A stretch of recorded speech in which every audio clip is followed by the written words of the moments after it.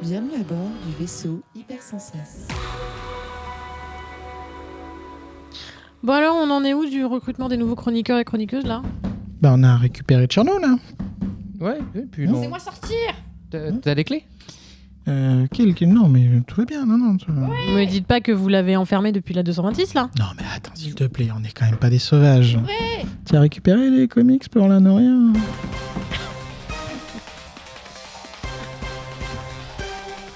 Bouya. Bonjour, bonsoir, bon matin, bon après-midi, etc., etc. Bienvenue à l'écoute de Comics Outcast. Je suis Luxbox et bien évidemment, je suis très heureuse de vous accueillir, chers auditeurs, chères auditrices, pour ce 229e épisode. 229. Ah putain, ça y est, on est vieux. Ou non, mais on était déjà vieux avant en vrai. Comme d'habitude, je ne suis pas seule. Je suis entourée de toute une équipe de frappadingues qui adore lire des comics et en parler autour du micro. C'était très radiophonique, ça, XT. Bah écoute, j'ai fait un petit tour de table pour vous les présenter. Ce soir, nous avons au micro de Comics Outcast 229, Regen. Bonjour, bonsoir et tout le reste. La forme ? On a connu meilleure semaine, mais ça va. C'est vrai que le climat est un peu morose, mais écoute, ce soir, on est là pour se détendre. Oui, et on fera front. Ou pas. Ok. Bref, qu'est-ce que tu lis en ce moment ? En ce moment, je viens de finir de lire, parce que j'avais pas lu l'intégralité, Green Lantern Corp, qui est la série qui s'accompagnait de Green Lantern tout court, qui était vachement cool. Une très belle époque. Et je viens de démarrer un titre qui pourrait pas tarder à sortir, qui s'appelle Les Affamés du Crépuscule. Ouh. Et un peu de fantasy, ça fait toujours plaisir. Ouais, moi j'aime bien. Mm. Coucou XT. Coucou. Comment ça va ? Ça va, je reviens de 3 semaines de congé. Ah. Et puis après, gros coup de barre, là, le dimanche soir, paf, ça a fait mal. Dur, hein. C'était Ouais. dur Ok, le Louis retour. de Funès. Et oui, voilà. Donc retour de vacances, c'était bien. Sur les chapeaux de roue. Et toi, qu'est-ce que tu lis en ce moment ? Et d'habitude, j'ai toujours un problème avec ça parce que j'ai toujours une perte de mémoire assez incroyable. Et là, tu sais quoi, juste pour mon souvenir, je rigole pas, c'est que j'ai mis le comics que je lisais en cours dans mon sac à dos juste pour m'en souvenir. Ok. Tu sais que tu peux prendre des notes, c'est moins lourd. Non, parce qu'après, dans le métro, ça peut être pratique pour le retour. Oui, j'avoue. Du coup, je lis et j'ai relu donc Wonder Woman de Grant Morrison, que j'avais pris grand plaisir à relire, qui est un super run sur le personnage. Et du coup, je continue sur le personnage avec le run de George Pérez, ou en tout cas les premiers numéros jusqu'au 27, sachant que son run part beaucoup plus lent, mais je m'arrêterai à l'édition française sur Urban qui s'arrêtera au numéro 27. Lecture à thème, donc. Exactement. Très bien. Toujours un bon choix pour Wonder Woman. Hein. Personnellement, je T'as lu le King ou pas encore, du coup, d'ailleurs? Oui. Il a Oui, tout oui, lu. oui. Il a tout lu. Parfait. Et enfin, the last but not least, vous avez eu le plaisir de l'entendre dans la 226, comme vous avez pu vous en rappeler grâce à la subtile blague d'intro écrite Subtil étant le mot-clé, bien sûr, dans cette phrase. Exactement. Elle revient au micro et elle reviendra She's back. encore. Voilà, pour terminer la saison, nous avons le plaisir d'avoir Tcherno avec nous. Bonsoir. Comment ça va, Tcherno ? Bonsoir, parce que bonsoir pour moi, je sais pas pour vous, vous écoutez. Ouais, ça y est, je suis perdue. Ouais, mais c'est ça parce va qu'on très enregistre bien. le soir. Ouais, ça va très bien. Donc, je reviens effectivement, cette fois avec une chronique. Yeah. Alors, bon, de toute façon, on m'a enfermée pour l'écrire, alors comme ça. Bah, au moins, t'avais que ça à faire. C'est ça. Ouais. Exactement, j'avais que ça à faire tout ce temps. Lire des comics pour dire des trucs. Et j'ai des trucs à dire. On va en parler tout à l'heure. Ouh. Et est-ce que tu lis quelque chose en ce moment ? Alors, en ce moment, non. Mais par contre, j'ai une pile à lire assez que je commence à essayer de descendre. C'est déjà pas mal. Voilà. Tu la descends au 9 mm, bazooka. La violence. Ouais, la violence tout de suite. Cela dit, ça reste efficace même pour les livres. Mais ne faites pas ça chez vous, etc. etc. Très bien. Comics Outcast 229, c'est parti.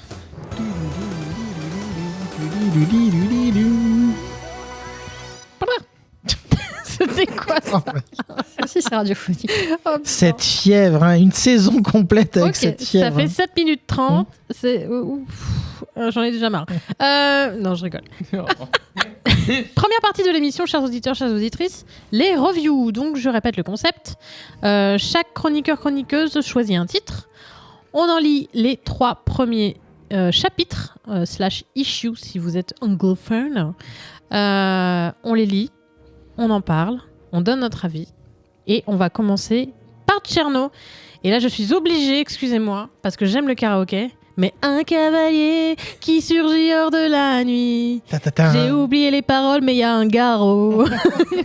Son nom, il le signe à la pointe de l'épée. Et vas-y, à toi. La transition de qualité. On sent une présentation c'est pas préparée fini, aux petits oignons. C'est ça, la préparation, c'est le secret. Eh bien oui, je vais vous parler de Zorro Man of the Dead de Sean Murphy qui sort bientôt dans nos contrées chez Urban Comics le 21 juin. Donc ce sera les 4 premières issues. Mais bien sûr, pour respecter le truc, j'ai lu les 3 premières pour ne pas me spoiler. J'attends la sortie française. Donc Sean Murphy revisite le mythe de Zorro en faisant une saga contemporaine. Alors je précise, c'est le Zorro de Disney qu'on connaît, qui bascule dans notre époque, et ce, sans voyage dans le temps. Donc il y a un twist assez intelligent, et rien que pour ça, je vais pas vous le spoiler, parce que c'est fin, très fin, je finirai pas la citation. Des grosses voitures, des mythes, des mystères autour de Zorro. Est-ce que c'est bien lui? Est-ce que c'est pas lui? Enfin voilà, on sait pas trop. Infiltration, mafia, le personnage et son univers se réinventent. Alors je vais vous donner un peu de contexte pour la saga. Comment ça s'est passé? Donc aux États-Unis, Zorro Man of the Dead est sorti via une campagne de Quickstarter, puis a été publié chez Massive Publishing. Dans les bonus de campagne, il y avait pas mal de bonus, mais c'était de couvertures alternatives, d'illustrations, de goodies. J'espère que dans l'édition Urban Comics, il y aura de façon traditionnelle les couvertures alternatives à la fin. Généralement, c'est ce qu'ils font. Pas d'inquiétude. Ouais, je pense que ça va être comme ça. Et donc, le 21 juin, ce sera les 4 premières qui sortent en VF sous le nom Zorro d'entre les morts. Voilà. Le jour des morts est une date clé dans l'intrigue, d'où le jeu de mots Man of the Dead, Day of the Dead. Mais c'est vrai qu'en français, d'entre les morts, faire Zorro l'homme des morts, ça fonctionnait pas trop. Donc, bref. Murphy est désormais un auteur-artiste reconnu. Il a fait Punk Rock Jesus, The Wake et la saga White Knight, qui est toujours en cours. Il y a de nouveaux volumes qui sortent. Il a décidé de continuer. Il va pas l'arrêter, celle-là. Malheureusement. On va en reparler. Et justement, impossible de ne pas penser à l'univers White Knight, sa réécriture de Batman. Donc, il se pose là en gars qui réécrit les univers, du coup.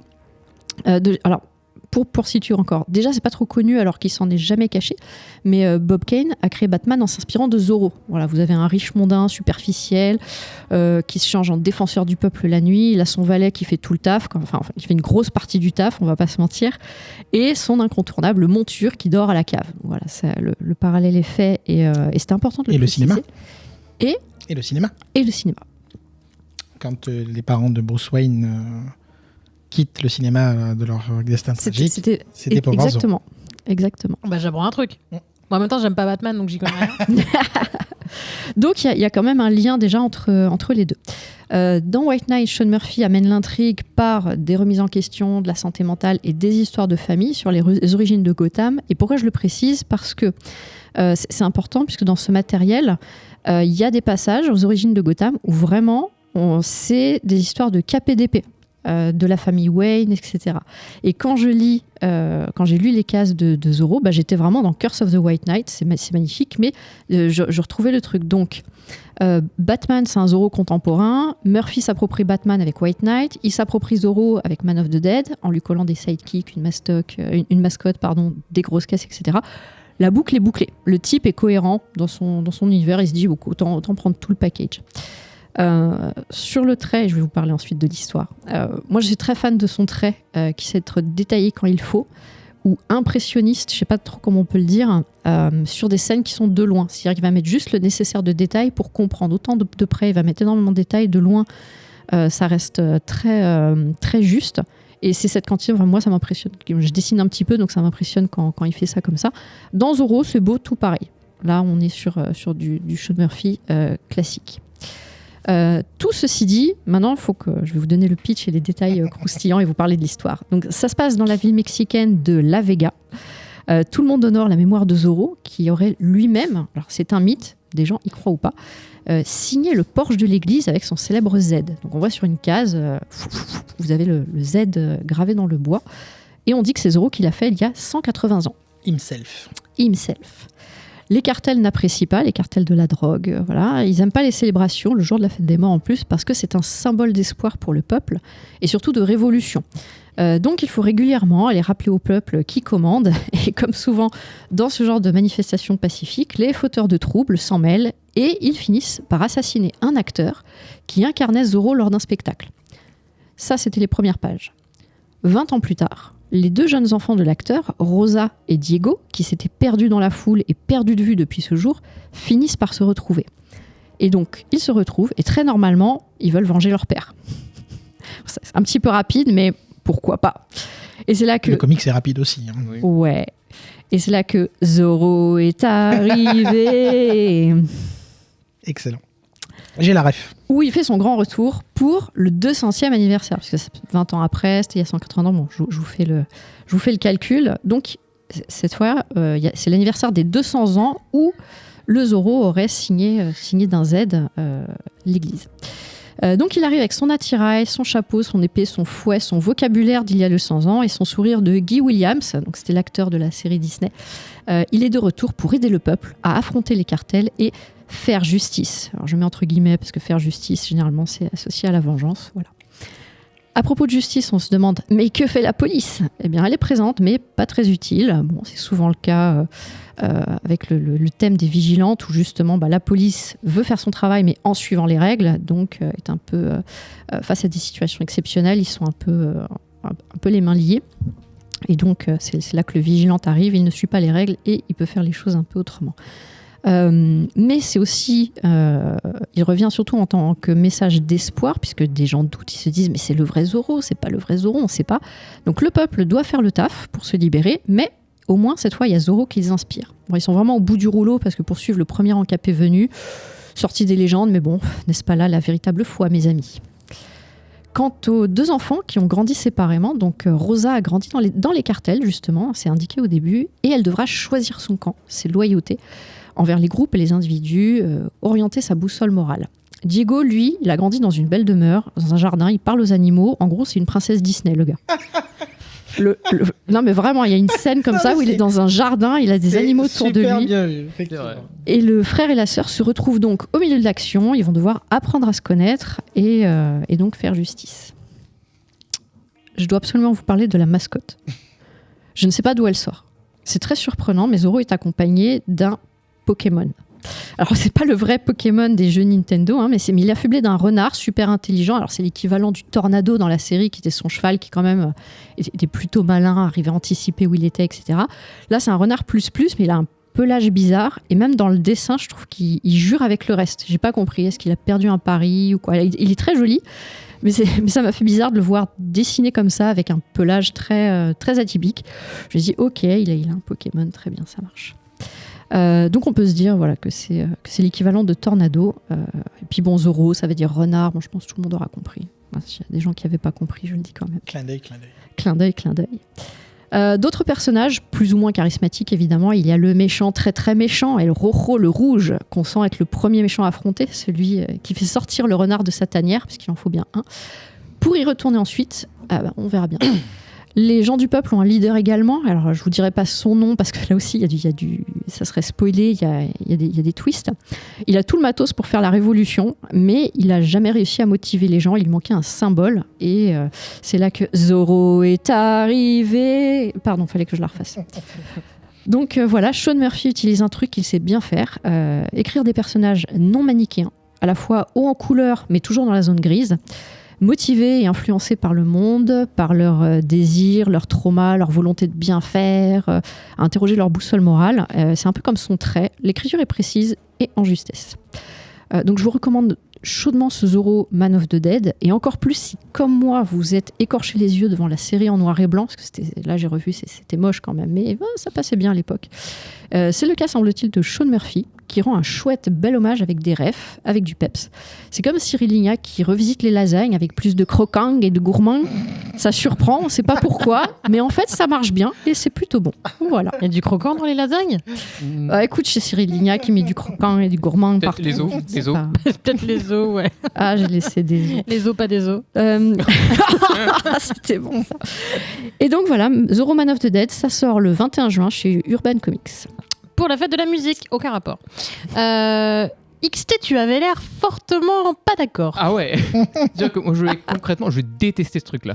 Ah, À tel point que j'en ai, Oh. à tel point que j'en Ah, ai il est- pas dormi la nuit. Ah, Ça il m'a- était ça- là, le sel. Et Ah, je n'ai j'aurais pas vraiment dit, pas tu vois, dormi c'est la nuit marrant. de ce truc-là. Je l'ai détesté, mais de tout mon être. Moi, c'est dimanche soir que j'ai pas dormi de la nuit. J'étais assez enjoué de le lire. J'étais vraiment, je me suis dit, Ouais. allez, ça va être sympa. Je me dis, en plus, Sean Murphy, j'ai tendance à bien aimer, malgré ses déboires sur les derniers White Knight, sur Beyond the White Knight, qui est un peu tendu parce que je trouve l'idée de base est complètement conne, mais j'arrivais à la suivre parce qu'il a toujours un petit talent d'écriture, d'énergie. Je sais pas pourquoi il a décidé de nous foutre Danny Trejo dans son comics d'ailleurs. Là-dedans, Mais oui, Ah, c'est... je l'ai Alors, pas dit exprès. Eh oui. voilà, j'ai failli parce que j'ai Après, on feuilleté n'a pas le précisé numéro ce qu'il faisait 1. dedans. Oui, voilà. Il s'appelle Trejo d'ailleurs. Oui, il s'appelle Bah oui. Trejo, mais je trouve ça complètement. ça m'a sauté Clin aux d'œil, yeux. clin d'œil, quoi. Je veux dire, Ça m'a sauté aux Moi, je yeux trouve ça aussi. con, putain. J'ai l'impression de me faire prendre pour un gros débile quand on me fait mon personnage principal, il s'appelle Trejo comme l'acteur. Mais c'est bon. Enfin, On a vu qu'il lui Mais- ressemblait. hein, en Mais tout je me cas, suis demandé, c'était pas un genre, comme ça a été financé en Quick Starter, est-ce qu'il y avait pas un, je sais pas, c'était un backer Palier. super, Je sais pas. plus, où il y avait un... Peut-être. Je pense pas pour une simple raison, c'est qu'il adore faire ça. Il se Ouais. met Ah, lui-même ok. dans ses propres comics. Donc, ouais, mais en fait, t'as des manières de le faire, et là, je la trouve, mais enfin, c'est un personnage principal, c'est même pas un caméo, quoi. C'est un des persos principaux, et je trouve ça complètement nul. Je sais pourquoi tu fais ça. En plus, ça fait hyper stéréotypé. Enfin, je trouvais ça vraiment que ça allait pas, quoi. C'est vas-y, je mets lui. Bon, bref.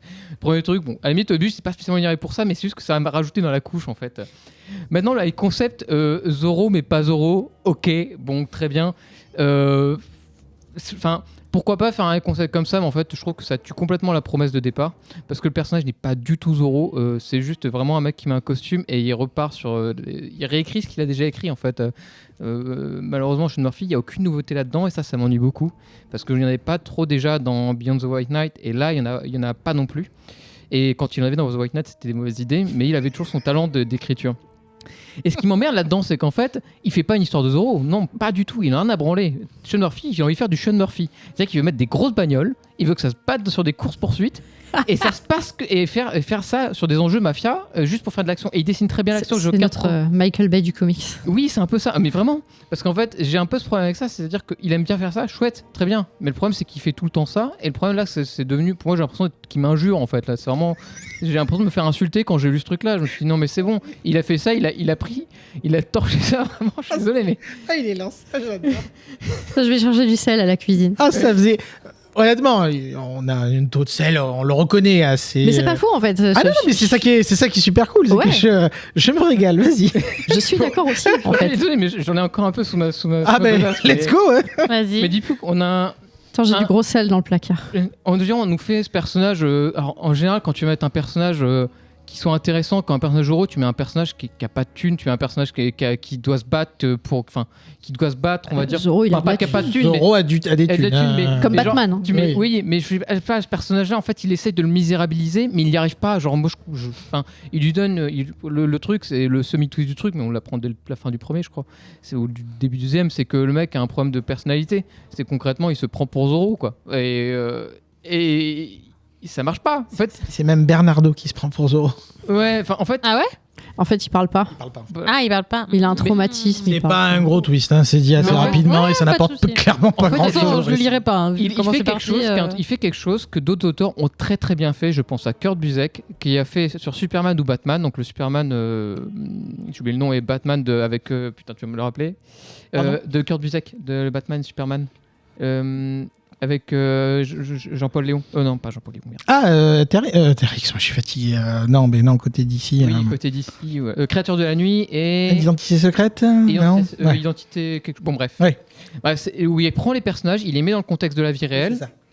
Et il va construire sur les mythes du personnage, il va redéfinir le mythe, ce pourquoi on peut être un héros, il va vraiment écrire profondément ses personnages, leur donner une vraie identité propre. Il va vraiment faire un vrai effort de construction, Kurt Busiek, quand il fait ça. Et là, en fait, je vois juste un mec qui a pris un joujou, il s'est dit, je vais jouer avec. Et comme il prenait un hocher, et il secoue. Parce que ça l'éclate, tu vois, il veut juste jouer avec ses Du bagnoles. fit et du fun. En mettant des grosses voitures. Ouais. En mettant des grosses bagnoles, exactement. Du coup, et en fait, je pense qu'il a voulu situer son intrigue dans un monde moderne, enfin ce qu'on appellerait moderne dans ce contexte-là, juste pour y caser des bagnoles. Je vois aucune autre raison.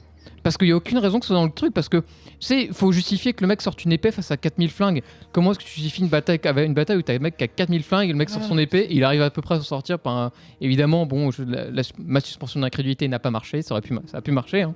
Mais moi, ça marche pas. Parce que ça ne va pas avec le personnage qui est en dehors de ses bottes. C'est pas un personnage qui est super-héros, qu'on peut qualifier comme ça.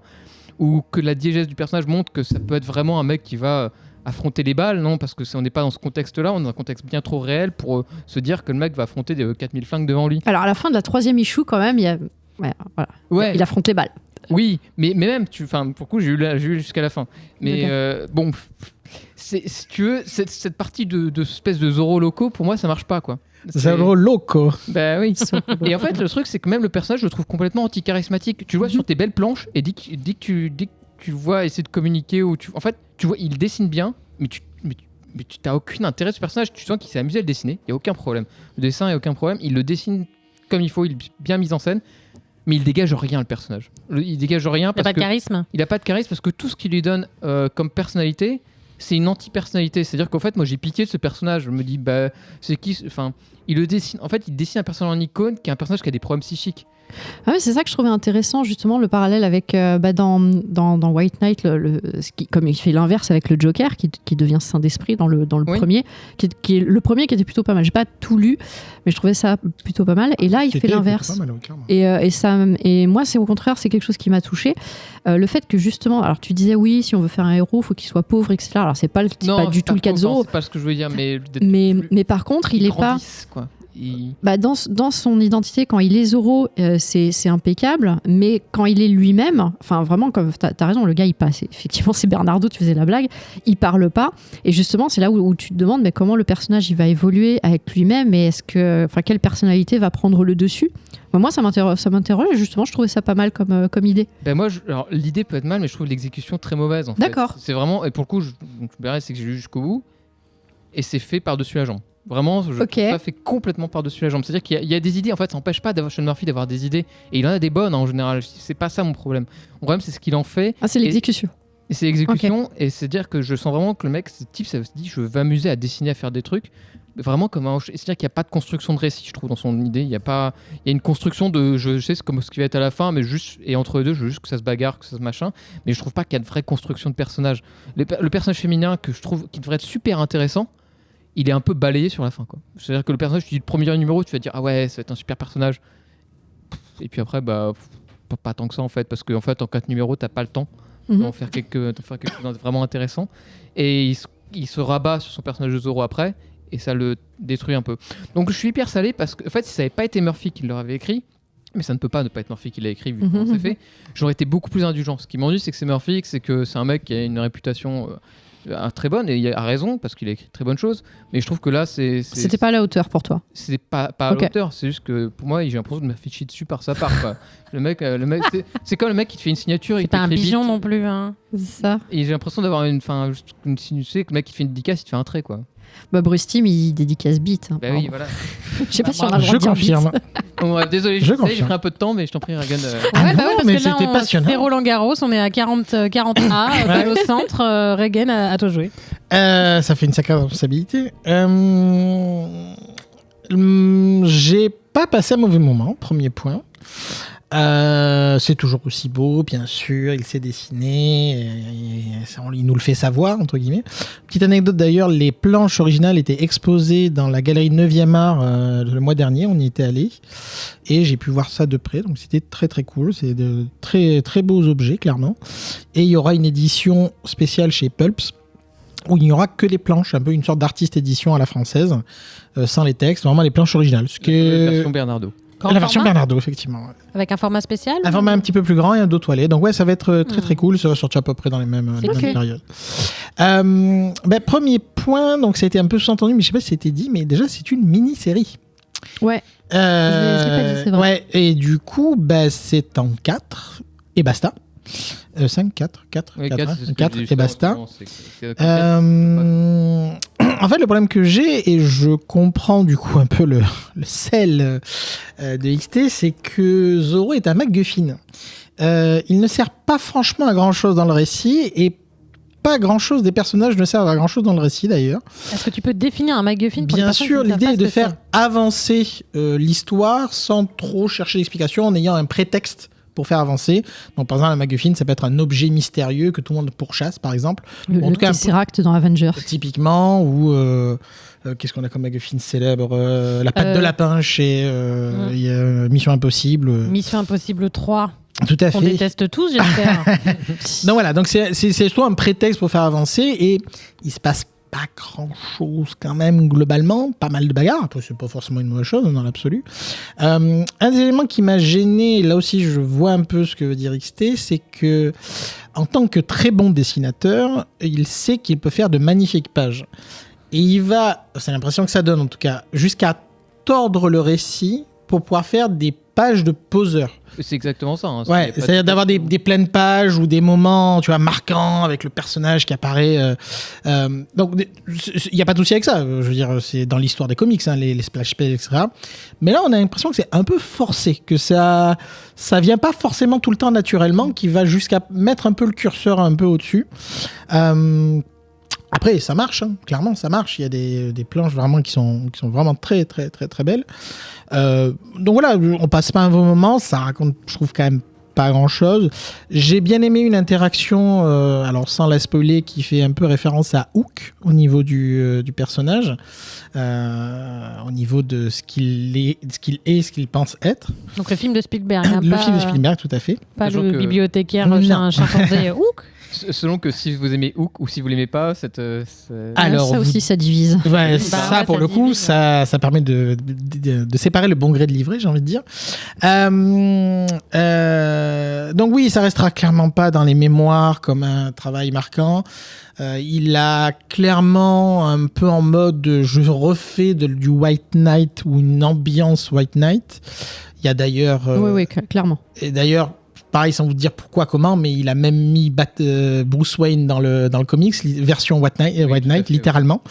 Donc voilà, il y a des clins il y a de ci, il y a de là, mais je suis pas passé à mouvement. Je vais sûrement le prendre en VF d'ailleurs. Hein, mais... c'est plus des clins d'œil à ce moment-là. Tu vois. Ah ben là, C'est on est surtout que c'est de l'autoréférence. Ouais, donc, c'est vraiment son récit en lui-même. ouais, quoi, et qui- c'est toujours un peu le problème qu'on a avec lui. Alors c'est pas plot holes, hein, soyons clairs. On n'en est pas à ce point-là. Je rappelle dans Plot Wars qu'on avait review et qu'on avait pas vraiment aimé. Il en était à se dessiner lui-même et se référencer lui-même dans le comics, qui allait quand même un petit peu loin au niveau du De centrisme. Ouais, de l'ego. Donc c'est assez anecdotique, mais j'ai pas passé un moment. J'ai bien aimé. Voilà, c'est beau. Est-ce que c'était vraiment nécessaire de le faire ? J'en sais rien.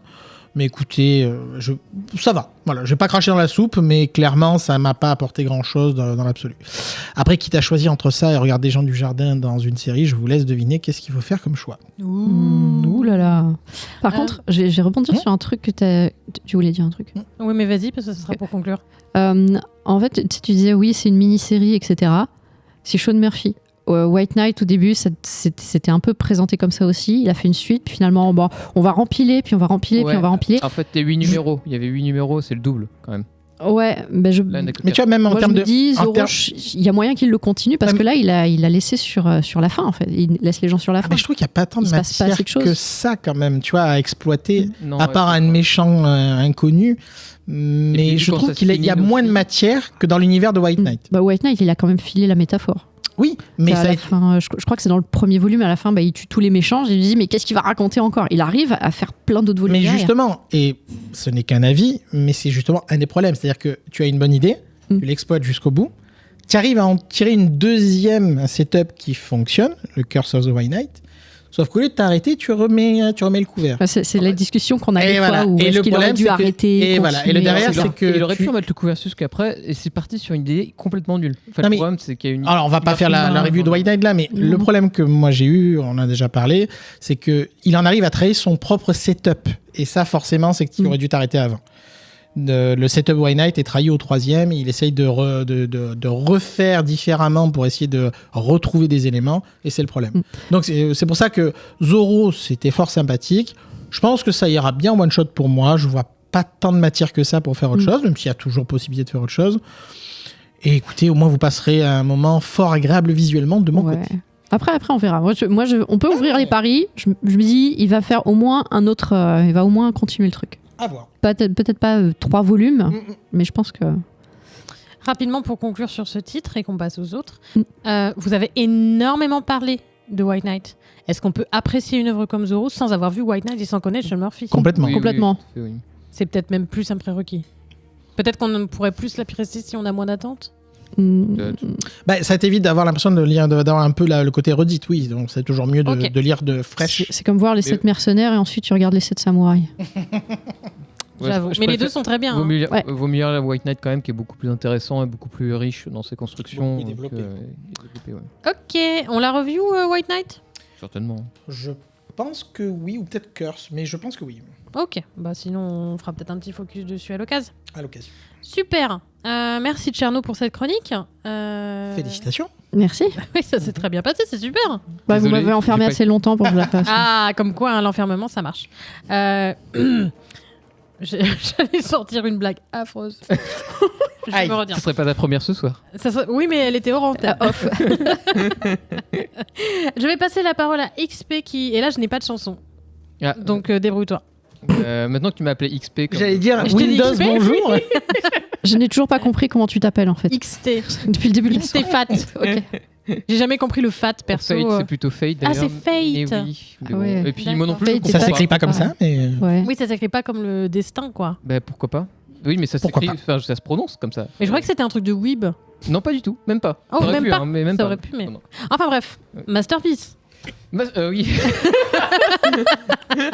Ce qui est donc le titre. Ce en n'est effet, pas mon avis sur ces blagues, non. heureusement. C'est le nom de l'œuvre dont il va parler. C'est pas On est bien trop flatté. Et c'est Allez. pas notre avis sur le titre non plus, spoiler alert. Et non, exactement. C'est Po, pas po, non. po. Donc écrit par Brian Michael Bendis, qui a écrit de très belles choses. On le connaît bien, Bendis. Tout à fait. Qui a travaillé sur Ultimate Spider-Man récemment ou enfin pas récemment. mais je veux dire, Récemment, qui est ressorti récemment, pardon. Ou aussi, il a fait c'est lui Captain America qu'on a review la dernière fois. C'était lui. pas du tout. Non C'était JM. Straczynski, pardon. Bien tenté. Bah heureusement qu'on le connaît, hein, Ouais, parce non, que- il a fait Daredevil en l'occurrence et il reprend son run. Il est allé chez DC, il a fait toute la période avec les espionnages, etc. Enfin bref. Il a fait du Daredevil notamment. Et donc il reprend son acolyte pour de Daredevil avec Alex Maleev, ou Maleev, j'ai un doute sur la prononciation, pour donc, nous écrire Masterpiece avec à la colo Ian Herings. Donc on est quand même derrière un duo qui a écrit un des meilleurs runs de Daredevil quand même de Daredevil. C'est édité chez Dark Horse au passage. Ça semble être en 6 a priori de ce que j'ai vu. T'es pas sûr c'était arc 1 et en 6 numéros et puis un arc 2. Ils sont fatigants avec Eh ça. oui. hein. C'est au cas où ça marche bien, j'imagine. En fait, c'est porte ça, ouverte. c'est que ça peut être une ongoing tant que ça marche bien, mais si jamais ils voient que les ventes du premier sont mauvais, ça transforme en s'arrête là, mini-série en claquant des doigts. Et puis il n'y a pas de suite, puis c'est Et tout ouvert, clairement. bah, ça peut se fermer. Mais je pense que c'est en 6. Ouais. Mm. Donc, de quoi ça va nous parler Donc, ça nous parle d'Emma, donc une fille a priori orpheline. Elle poste son webcomic sur Internet qui raconte sa vie, qui donne l'occasion à des pages de cartoon très sympas d'ailleurs, enfin qui dénotent un peu avec le ton très presque réaliste de Alex Une Maleev. licorne. Avec une Oh, licorne. j'adore les licornes. Continue. Mais en fait, Emma semble être la fille de Masterpiece. Masterpiece, c'est quoi ? C'est un couple de voleurs de renom. Donc, elle ne savait pas que ses parents étaient ce fameux groupe Masterpiece. Et Emma donc, se fait arrêter à sa nouvelle école parce qu'il semble être le FBI. Et c'est en fait Zero Preston, un gars qui serait fait flouer par les parents d'Emma et il veut forcer Emma à faire un coup pour lui, en gros. Je résume très succinctement cette partie-là, mais c'est après ce qui se passe. Juste après l'avoir relâché, un gars masqué vient casser la gueule à des espèces de naviciles qui espionnaient Emma pour le compte de Preston. Et il se trouve que c'est Jason, un collègue de son père, plutôt du genre justicier, a cassé la gueule donc à des gens pas très sympas, quoi. Ça parle là-dessus. Donc, pour le coup demandé par Preston, elle doit faire ça sur une milliardaire. Donc, elle doit aller faire un coup sur une milliardaire. Donc, elle se dit, pas cool, enfin, de voler et tout, mais c'est une milliardaire qui est plutôt orientée sur la défense du travail d'enfant, quoi, en gros, quoi. Enfin, plutôt donc, pour faire travailler les enfants, qui a des affaires au cul. Et donc, elle doit monter une team façon Ocean Eleven, exactement comme papa avait fait à l'époque, quoi, enfin, pour sa réputation. Sauf que bim badaboum, Katie, elle vient faire un petit tour au QG. Donc Katie, la cible, elle vient faire un petit tour au QG. Elle a dit je sais que Zero Preston, il m'a foutu un truc sur le dos. C'est un connard, et je sais qu'il me fait un sale coup, donc vous allez arrêter vos conneries. Et donc ça s'arrête ça va là-dessus. Sauf que du coup Emma derrière va confronter Preston et pour lui dire que voilà, ça va pas bien se passer. Et il se trouve que Preston, en fait, suite à une dispute un peu globale, sous-entend que ça serait lui qui aurait fait un coup aux parents d'Emma. Donc, elle aurait pu être tuée parce que Emma ne connaît, comme je disais, est orpheline, on ne connaît pas trop ses parents, quoi. On sait pas qui c'est. Enfin, on les a jamais vus, si ce n'est que c'était des grands voleurs, quoi. Donc c'est à peu près grosso modo l'histoire où ça s'arrête au niveau 3 là en gros. Je peux t'interrompre une Bien seconde sûr. Je n'ai pas compris la moitié des choses.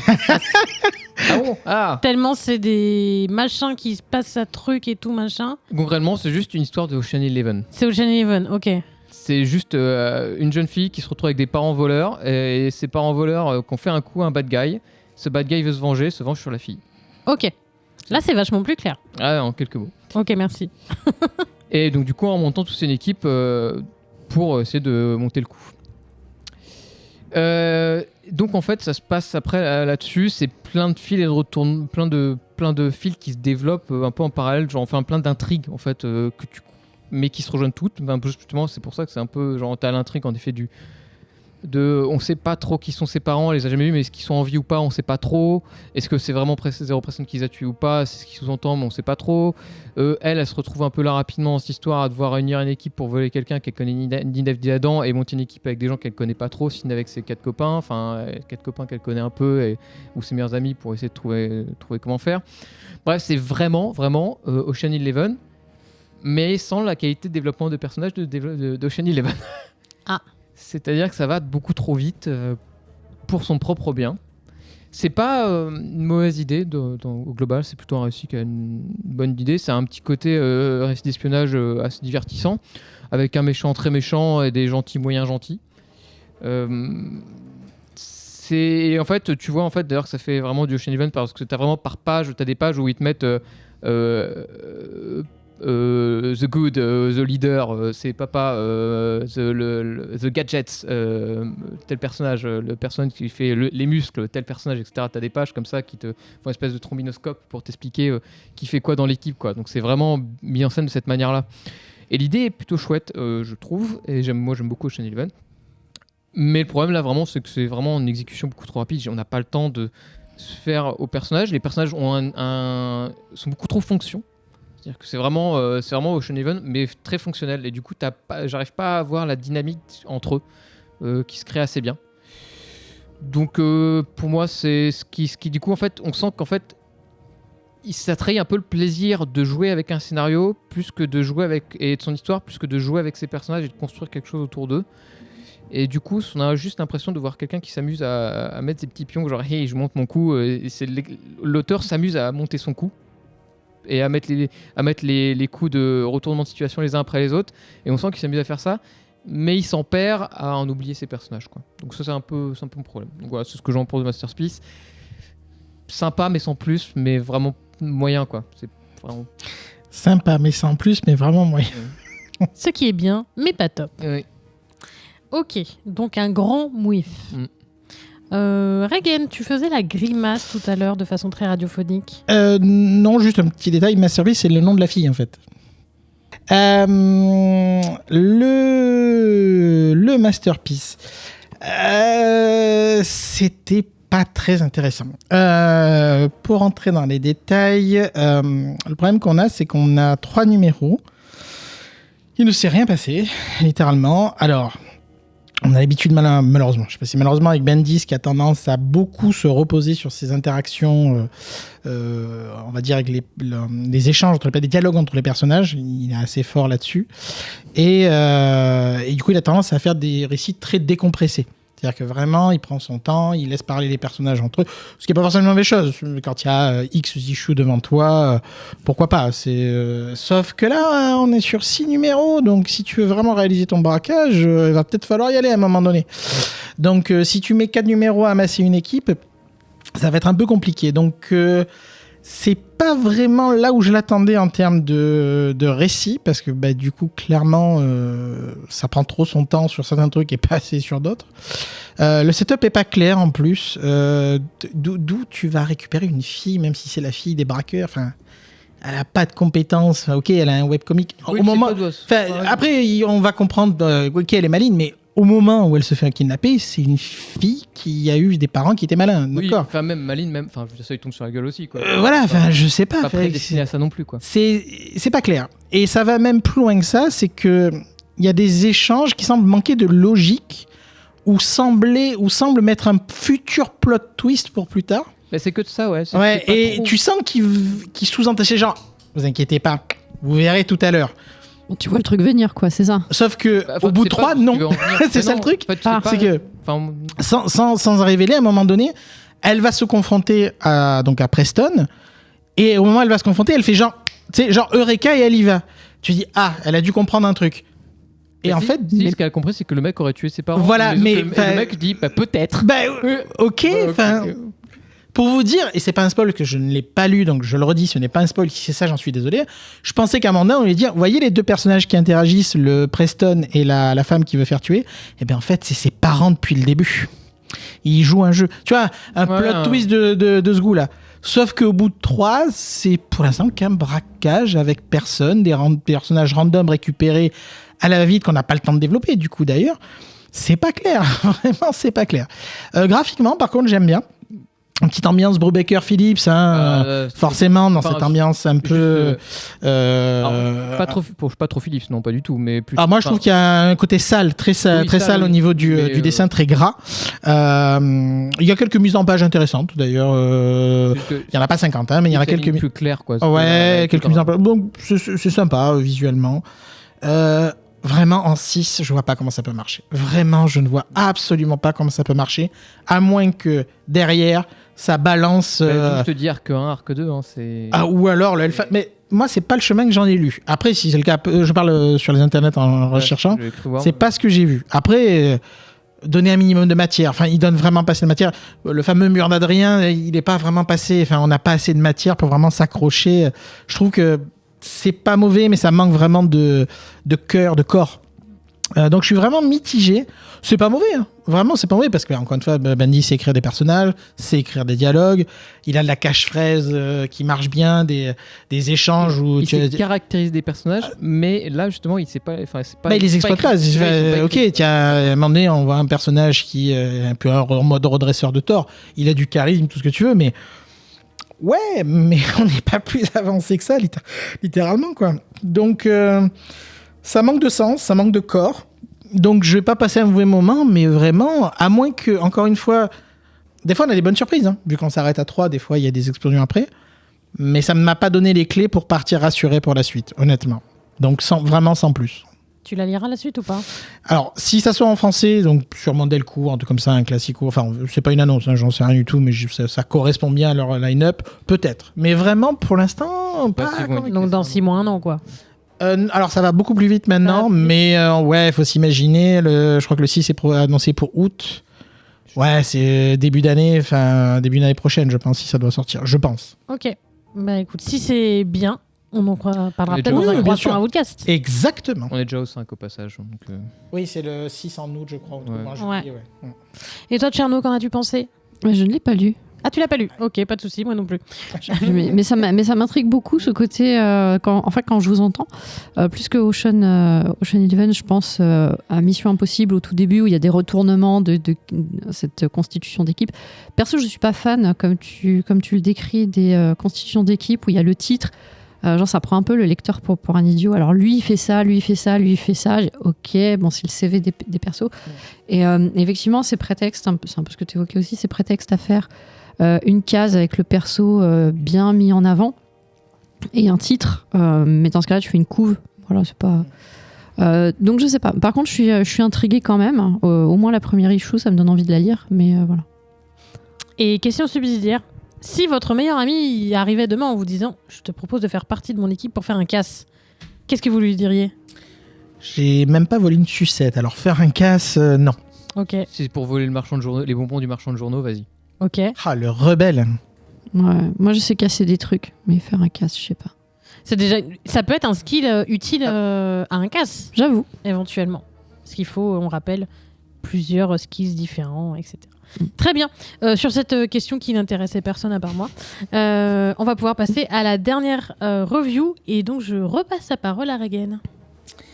Oui, et je vais vous parler de Napalm Lullaby, un nom enchanteur, c'est le cas de le dire, qui est publié chez Image Comics sous le label Giant Generator, qui est le label de Rick Remender, tout simplement. Giant Generator. Giant Generator. Génial comme nom. Ouais, c'est plutôt cool avec un petit logo Ça sympa. un peu...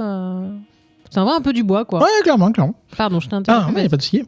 C'est une série régulière, donc qui doit continuer, dont le premier arc, et là on le sait, se finit en 6, mais devrait continuer par la suite. On en a 3 de sorties, si je ne dis pas de bêtises. Le 4 doit sortir cette semaine ou la semaine prochaine. Au scénario, nous avons Rick Remender, qui est aussi un habitué du podcast, avec notamment Sacrificeur, Seven to Eternity, etc. Un auteur où on a du bon et du moins bon. C'est rarement catastrophique, mais on a du bon. Il y a au moins des idées en général. Oui, il y a au moins un petit truc en général, effectivement. Au dessin, on a Bengal, un petit Frenchie, qui a déjà travaillé d'ailleurs avec Remender sur Death or Glory et sur Spider-Gwen notamment, donc plutôt sympathique.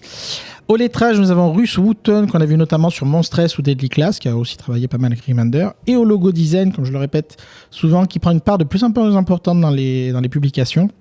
Erika Schnatz, qui a travaillé notamment sur Scumbag et Sacrificeur, comme je citais tout à l'heure. Donc, loué soit Glocor. Voilà. Donc, dans un coin paumé du Nebraska... Okay. Calmez cet homme, s'il vous plaît. Vous allez comprendre. Dans un coin paumé du Nebraska, un couple de survivalistes sectaires, oui, fucking America, redneck et tout ça, attendent un signe de leur seigneur. Et il va débarquer, violemment, sous la forme d'un portail éblouissant, crachant 2 individus apparemment extraterrestres, ou en tout cas fortement, lourdement armés, avec des armures et tout, en armure de combat, poursuivant une 3e, qui lui aussi en armure de combat, pour l'achever, apparemment, hein, c'est lui qui le poursuit. Et au moment de l'achever, il s'avère qu'en fait, à l'intérieur de l'armure, il y a un petit bébé. Oh, qui les annihile d'un simple regard en criant. Comme tous les enfants d'ailleurs. Évidemment. C'est pour ça qu'il faut éviter les enfants. D'un simple cri explosif. Les prières ont été entendues. Et le petit Kal-El... Non, pardon, excusez-moi. Et le petit bébé va être emporté par le couple qui va répandre la bonne parole. Glocor soit loué.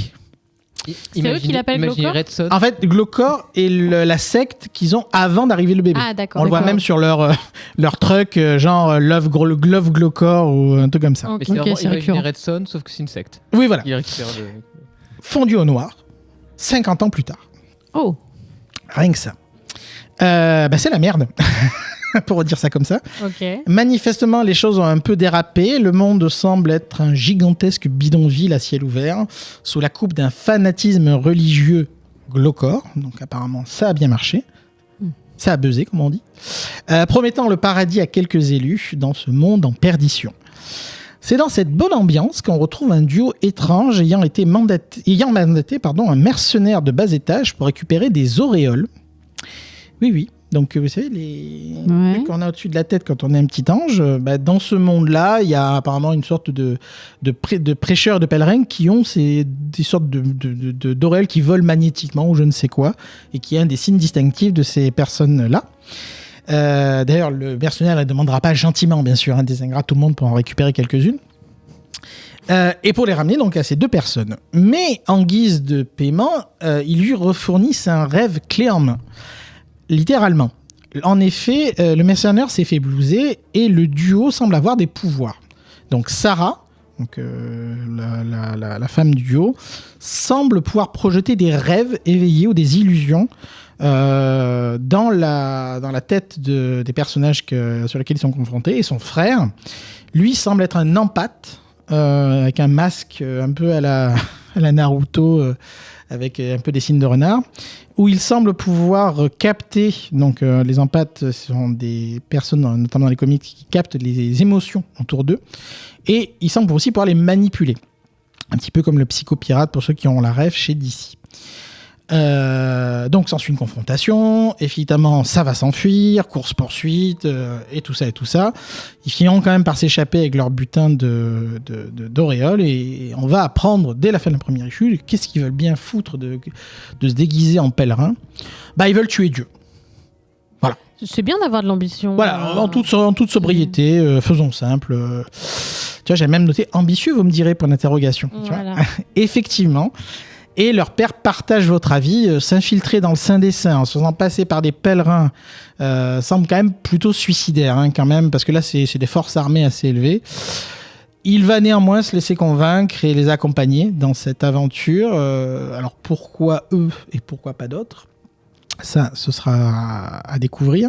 En tout cas, ils estiment que le monde ne va pas bien et que c'est sûrement pas avec une dictature morale que ça va aller mieux. Évidemment, l'opération ne va pas se passer sans heure, évidemment. Néanmoins, je ne vais pas vous en dire beaucoup plus sur le résumé, puisqu'en gros, ça finit plus ou moins, les 3 premières issues. En gros, ils sont rentrés, ils commencent à mettre leur plan exécution et Mazette. etc. Qu'est-ce que j'en ai pensé ? Écoutez, c'est plutôt sympa.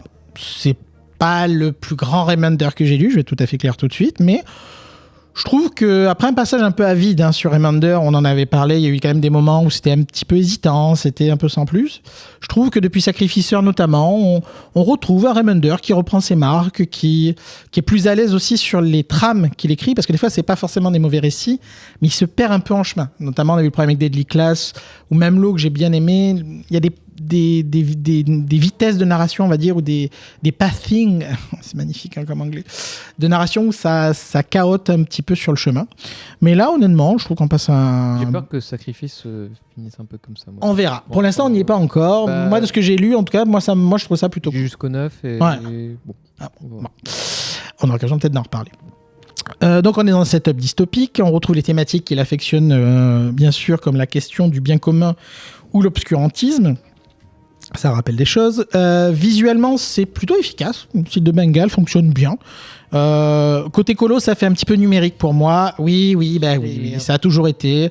Mais c'est pas vilain. C'est juste, ça fait numérique. Effectivement, ça fait pas. Mais je suis pas sûr qu'il travaille en numérique. Ça, il faudrait vérifier. Non, mais on en reparlera. Mais la colo, effectivement, fait vraiment numérique. C'est très pastel, très clair. Pour moi, il y a un sujet sur la colo. Ouais, moi, j'ai pas trouvé ça. Je trouve ça plutôt sympa, moi, visuellement. C'était pas. Une colo de vacances. Une colo En fait, de vacances. Oui, effectivement, il y a de ça. C'est vraiment très blanc, en fait. Ouais. C'est très très blanc. Mais il y a des fonds. Je le dis tout de suite, ce n'est pas le problème, c'est qu'il dessine, il n'est pas là juste pour coller des aplats. Alors, c'est pas celui qui fait la colo ou c'est quelque chose Non, il est tout seul, donc oui, c'est lui qui fait la colo. Ouais. Parce qu'autant le dessin, je le trouve très bien, mais autant la colo, pour moi, c'est un vrai problème. Et je comprends ce qu'il veut faire, parce que c'est le côté divin. Oui, clairement. C'est assumé, oui. C'est un choix. C'est-à-dire que après, il est bien ou il est pas bien, mais c'est un choix. Mais du coup, je trouve que ça manque de visibilité. Ah ouais Moi, j'ai pas trouvé. Mais oui, je vois ce que tu veux dire, par contre. J'ai mal l'œil. Je dis pas que c'est moche. Complètement. Moi, ton œil t'attire. Ça marchait pas, quoi. Il y avait un truc qui n'allait pas. On a un mélange plutôt équilibré entre questions encore en suspens, comme vous l'avez vu, je ne vous ai pas raconté grand chose quand même, il reste beaucoup d'interrogations sur ce qui va se passer, et pour autant setup qui donne quand même, c'est assez clair, on sait ce qui va se passer, on sait où on va, donc je trouve qu'on est dans un bon équilibre, contrairement à ce qu'on disait par exemple sur Masterpiece où tu es un peu à poil littéralement, enfin tu n'as rien, là tu sais où tu vas, tu sais ce qui va se passer, il y a déjà de l'évolution, mais il en garde sous le coude, en espérant que ce soit efficace, mais normalement il en garde sous le coude. Donc il laisse des petites miettes de pain. Il y a un petit côté Hickman aussi dans ce côté. Je te lance dans l'action, et puis après on verra comment je t'explique pourquoi on en est arrivé là, etc. Donc le titre reste assez mystérieux, mais j'ai envie de lui donner sa chance, très clairement. Donc je suis plutôt partant pour continuer. Ce sera sûrement chez Urban, je pense. Oui. À confirmer, mais oui, ce sera sûrement chez Urban d'ici la fin d'année, puisque comme je l'ai dit, donc la première partie sera en 6. Et écoutez, j'ai passé plutôt un bon moment. C'est sans doute pas un indispensable, mais j'ai trouvé ça plutôt cool. Et j'ai pas compris le titre Napalm là-bas. Eh bien, justement, j'avais oublié de le noter. En fait, je me rends compte que le titre reste mystérieux. C'était ma propre note pour dire le titre du comics. Ah, le titre du comics. Vous voyez, moi-même, je me suis D'accord. full moi-même. J'avoue qu'à date, je ne sais pas encore à quoi ça fait référence. Ok. Mais il faut savoir que, on vous l'avait expliqué dans un focus sur Seven to Eternity, Remender est capable de belles choses au niveau des titres. Dans Seven to Eternity, le titre, l'explication du titre est donnée dans la dernière partie du comics. Et c'est magistral. D'accord. C'est Ok. Seven to Eternity, c'est Donc, vraiment super. c'est vraiment très très malin au niveau du titre. Donc je sais pas si c'est aussi malin, mais je suppose qu'il l'a pas mis pour rien. Ok, peut-être quelques surprises encore. Vous l'avez lu tous les deux ? Non. Toi, tu n'as pas lu. Toi, tu l'as Ouais. lu. Qu'en as-tu pensé ? Bah, comme je dis au Potter, pour moi, après Red Son, voici finir la scientologie avec son motif. Alors attention, Red Son, c'est un sujet compliqué chez Comics Outcast. Hein. Mais et puis, Attention. je fais partie de cette révolte pour Red Son. Mais j'ai trouvé une base de départ super parce que elle est hyper actuelle, qui marche très bien avec le côté dignité de quelqu'un qu'on met sur un piédestal. En fait, le message politique et le message que ça engendre est super fort et marche. Et... Ne faites pas confiance à ceux qui sont persuadés de savoir le mieux pour vous. Oui, puis ne pas mettre Wink, sur des... wink. Et des- ça fait écho. Les hommes providentiels ne sont pas forcément Aussi. des gens que vous croyez, des gens que vous devriez mettre sur des piédestals. Il y a vraiment ce message-là qui transpire ce comics. Par contre, j'ai beaucoup plus de mal sur la narration. C'est-à-dire qu'en fait, je trouve le contexte intéressant, le fond intéressant, mais je me suis emmerdé. Grave. Oh. Alors, clin d'œil Fanny, soit dit dans le sang, tu es quand même notre spécialiste de. Franchement, j'ai bien aimé, mais. Et le mais. Et le mais, comment vous dire? En fait, c'est ce que je disais tout à l'heure à Reagan, quand on a commencé l'émission, j'ai commencé à lire, à lire pour les reviews. Et je me dis, bon, qu'est-ce qu'il me reste à lire? Je fais, ah bah non, j'ai déjà lu en fait. Et le lendemain, je fais, bon, il me reste un truc à lire pour les reviews. Ah bah non, en fait, j'ai déjà lu en fait. Parce que j'oubliais à chaque fois que j'avais lu ce truc-là en fait. En fait, il a Alzheimer, c'est ça le problème. En fait, c'est pas le récit le problème, c'est qu'il est en train de perdre la boule. Il nous le dit en live, c'est un appel à l'aide. Alors, le problème, c'est qu'en effet, on sent que c'est une ongoing sur le long terme parce que on sent qu'il disperse quelque chose et que c'est encore des présentations de personnages. Mais j'arrive pas à rentrer dedans, en fait, tout simplement. Je l'ai beau l'avoir lu, j'ai réussi de le relire au moins le premier numéro pour voir si c'était moi, mais... Il y a un truc, vraiment, le fond est vraiment top, mais il manque le sel. Pour moi, il manque le... Alors ça dépend celui que tu as déversé sur t'en la as mis première assez sur la review, table. Ce qui est tout à l'heure. génial, c'est qu'il a sorti Nature Peinture et c'était magnifique. Hmm. Il manque juste le sel poivre. Ok. Le petit truc pour suivre le truc, il manque le punch.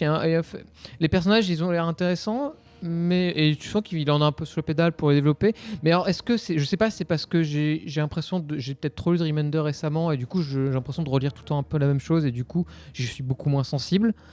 Ou est-ce que c'est parce que c'est vraiment un peu encore trop bourgeonnant pour être plus que pour me donner plus envie, quoi.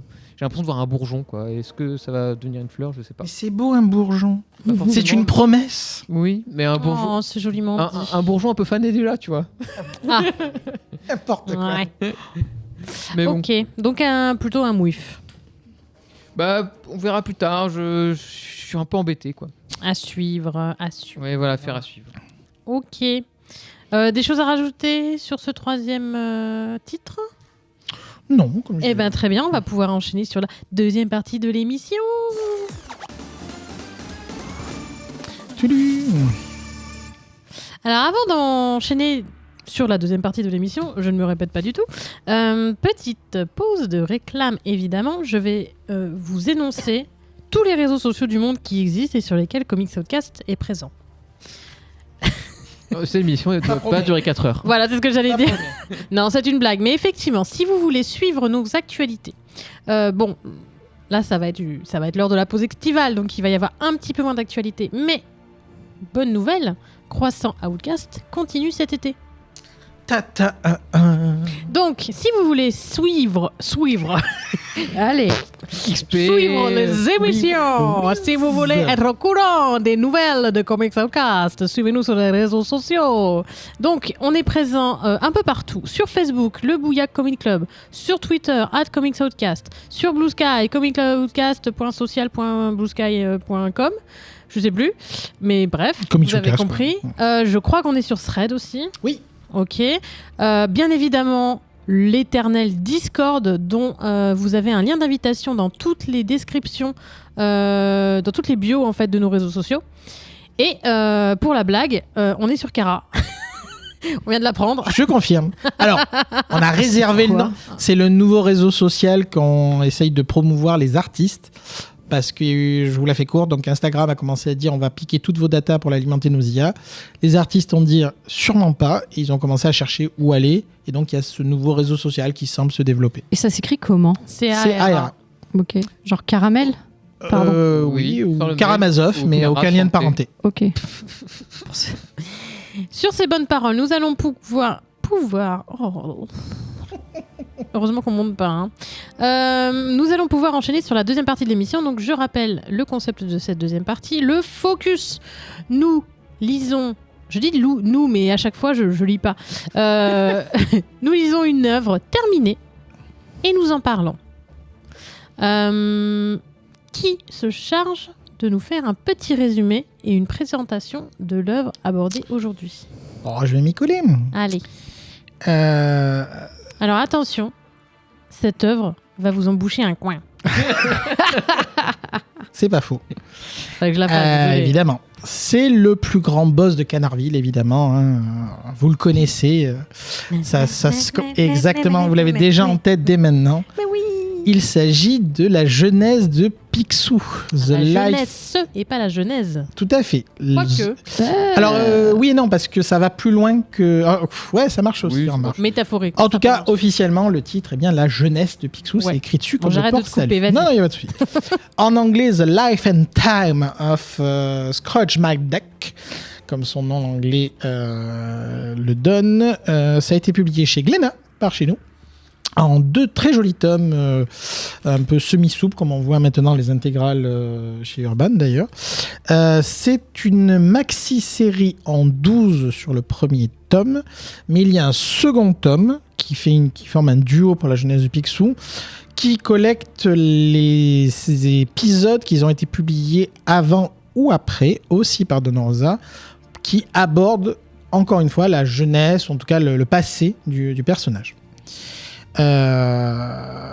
Et donc je viens de spoiler son nom. Cette œuvre magistrale du comics a été réalisée par Don Rosa.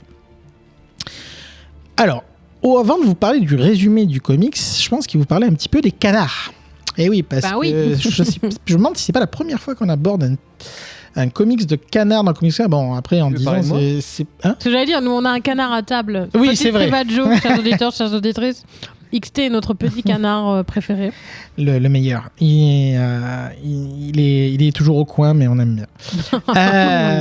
Si Il va te jamais- voler dans les plumes. Mais ça va être un festival, je préfère vous avertir. Et pour ça sent la prise de bec. Ouais, Phil aime la métaphore. Ah, c'est clair. Ça va être facile, c'est trop bien. Si jamais vous ne les connaissez pas, sachez donc que Disney a un long passé avec le comics, avec ses personnages anthropomorphes, Mickey, Dingo, Donald, etc., qui ont été déclinés en papier quasiment depuis les débuts de l'existence des personnages. Par exemple, Donald a 80 ans cette année. Bah, il les fait pas. Ah non, il est tout jeune comparé à Mickey.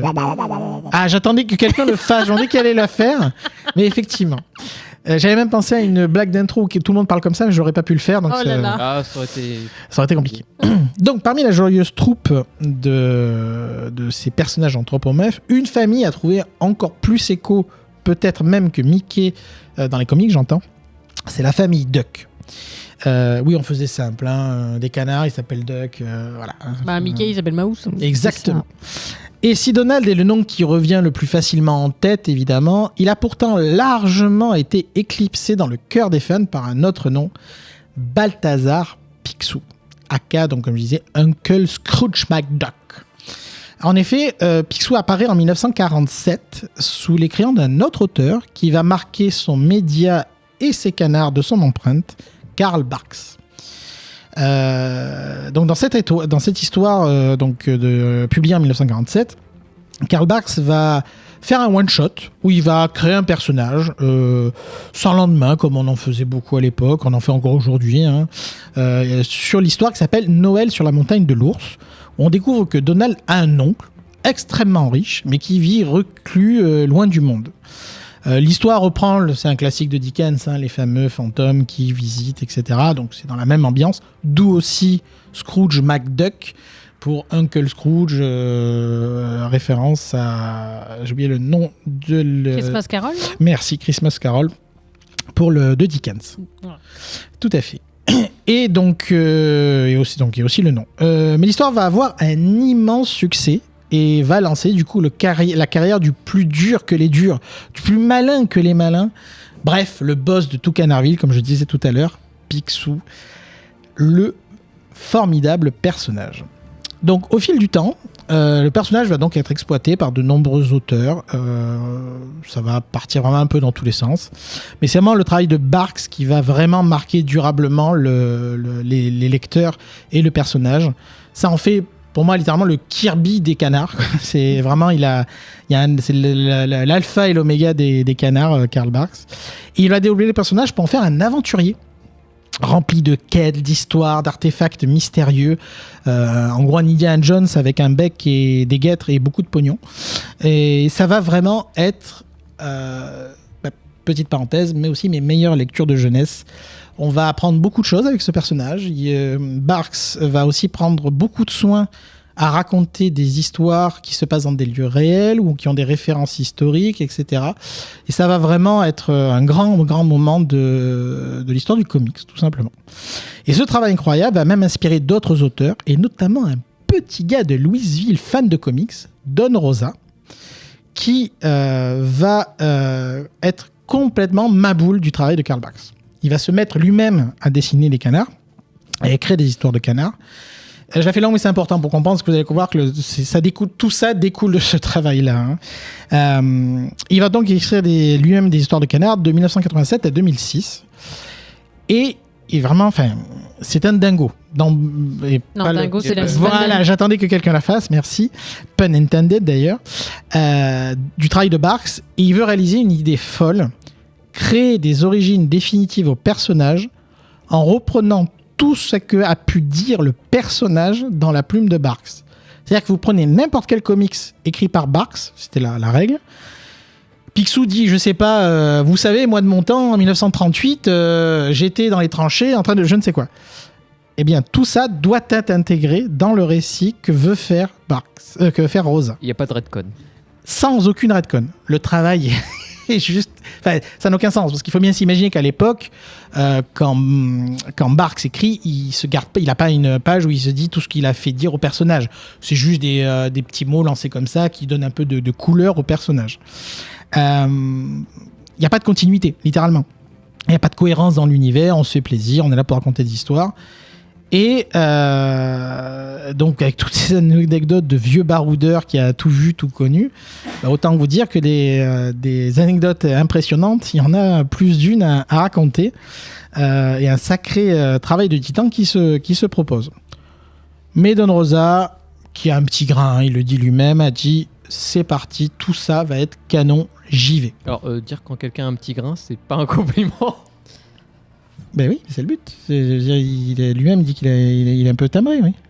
Pour moi, c'est quelqu'un de complètement con, ouais. Mais... Ah non, c'est avoir un grain. Non, c'est le grain de folie. C'est le grain de folie. Ah oui, d'accord. Parce que quand on dit quelqu'un a un grain, pour moi, c'est quelqu'un de con. C'est quelqu'un qui a un grain de folie. Il a un grain dans le cerveau, quoi. Non, grain de folie. Non, ça, c'est plutôt une araignée au plafond pour moi. Mais Et donc, il s'est dit, je vais faire mon Wolverine Origin, mon Star Wars préquel, mais en essayant de ne pas tout saboter, cette fois-ci, comparé à On n'est pas J.J. Abrams qui veut. Exactement. Donc, il va donc lancer cette maxi-série en 12, avec ce travail titanesque sur la table, comme je vous le disais. Si on vous en fait un focus, vous vous doutez bien que malgré le travail titanesque, évidemment, il va s'en sortir haut la main. Il a même gagné un Eisner Award pour ça, ce qui, pour des canards, est loin d'être anodin, puisque c'est quand même considéré souvent encore aujourd'hui comme la littérature jeunesse, etc. Et donc les 12 numéros vont s'en circuler autour d'années clés pour le vieux grincheux, tout en essayant d'éviter les redites, puisqu'il y a quand même eu déjà des histoires par Barks ou Rosa lui-même qui ont déjà parlé un peu du passé. Et c'est ces histoires-là, pour Rosa, que vous trouvez dans le tome 2. D'accord. Donc en écartant ces éléments-là, qui ont déjà été établis, il va lancer toute l'histoire de Scrooge McDuck, de Picsou, de ses débuts à sa richesse. Ok. Et ça va couvrir une sacrée période, parce que le canard en a vu. Avant de détailler un petit peu le déroulé de la série, donc je vous ai dit que je comparais un petit peu Barks à Kirby, je vais comparer Don Rosa à George Pérez. Parce que... L'auteur de Wonder Woman dont on parlait tout à fait. Parce que tout comme George Pérez, quand Don Rosa met à faire un dessin, il est obligé de tout faire. Et tout faire bien. Pour vous donner une petite idée, il y a énormément d'exemples. Quand il dessine une scène où Picsou est dans son coffre-fort, il lui arrive très souvent, même quasiment à chaque fois, de faire chaque pièce différente. Oh là là. Oui, on est à ce niveau-là. Il avait du temps libre, ce monsieur. Ouais, il était. Et du coup, tout le récit et toute l'œuvre de Rosa est truffé d'anecdotes dans tous les sens. Il est en plus de ce genre d'auteur qui a tendance à faire des actions aussi en arrière-plan. Tu sais, un petit peu comme Léonard quand il y avait le chat et la souris. Ah oui. Et ça, tu vas en avoir partout, dans tout le long. Ou par exemple, si un personnage tire avec un pistolet dans la première page de la première histoire, s'il n'a pas changé, il n'a pas rechargé, il n'a plus de balles dans la dernière page. Enfin, que des détails comme ça, il y va à fond. Il se documente énormément sur les lieux pour essayer de rendre ça crédible visuellement, évidemment. Les histoires, pour le reste, c'est autre chose.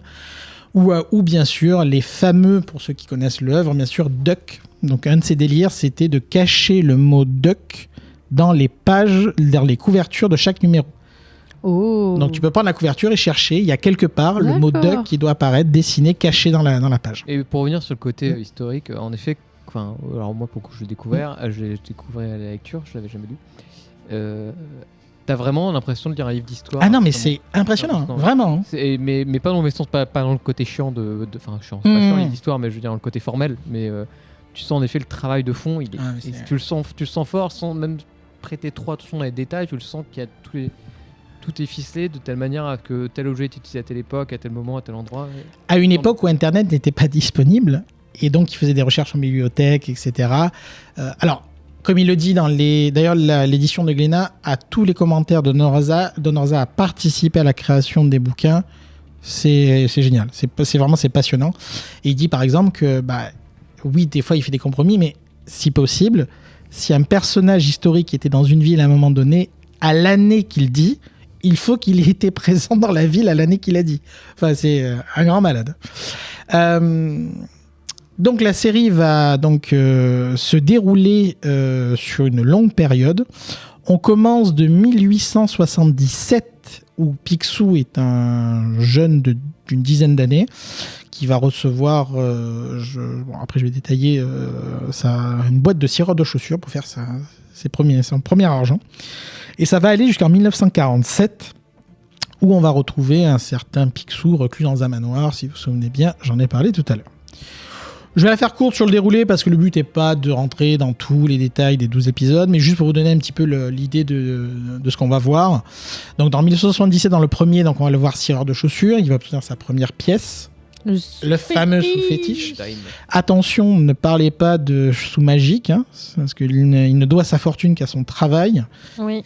Et clairement, ce n'est pas... C'est Mystique qui voit un sous magique. Exactement, c'est Mystique qui voit un sous magique. Pour lui, ce n'est qu'un symbole du travail acharné qu'il a pu mener. Je vais un peu défiler vite, bien sûr. Donc en 1880, on va le retrouver au Mississippi, où il va essayer de faire fortune. Bon, je ne sais pas pourquoi il est parti en Amérique, mais évidemment, pour faire fortune, c'est le meilleur endroit de partir en Amérique. Et évidemment, c'est la pièce, qui était une pièce américaine qui va le pousser en Amérique. On va le retrouver en 1882 en Cowboys dans les Badlands, où il va rencontrer un certain Théodore. Pour l'époque, pour ceux qui ne voient pas, Roosevelt, je rajoute. En 1884, on va le retrouver avec une première histoire de chercheur d'or, là en l'occurrence de cuivre, à la colline du cuivre. Mais il ne va pas faire fortune, malheureusement pour lui. On va le retrouver en 1885, de retour en Écosse, puisque le personnage est écossais de base et que sa famille, les Mac Picsou, habite... Un retour forcé. Alors, j'allais y venir. Effectivement, un retour qui n'était pas volontaire, malheureusement, puisqu'il aura eu des petits soucis de famille qui le forcera à y retourner. Et toujours ce problème de château. Donc, pareil, je ne vais pas détailler, mais en gros, les Mac Picsou, pardon, à ne pas confondre avec les Mac Duck, qui n'est pas la même famille, ont un château en Écosse, mais ils n'ont pas un radis, donc il est là, mais ils ne peuvent pas s'en servir. Et en plus, il y a l'histoire de chien de Baskerville, bon... tout un délire. On retrouve en 1887 dans le Transvaal en Afrique du Sud, où il va prendre des leçons importantes sur la recherche d'or et les traditions. On va le trouver en 1896 en Australie, avec un aborigène qui va le sensibiliser à l'importance du respect des traditions. En gros, toute l'histoire va être sur comment on est arrivé à un Picsou qui n'est pas juste un millionnaire aigri, mais qui est quelqu'un qui comprend la valeur de l'histoire, la valeur des artefacts, etc. Un peu ce côté Indiana Jones. On va voir comment ça lui est venu. On va évidemment, pour ceux qui connaissent le personnage, retrouver en 1897 en prospecteur du Klondike, bien sûr, dont il rabattra les oreilles indéfiniment à Donald et ses neveux au sujet de la dure vie qu'il menait au Klondike, et une certaine Goldie.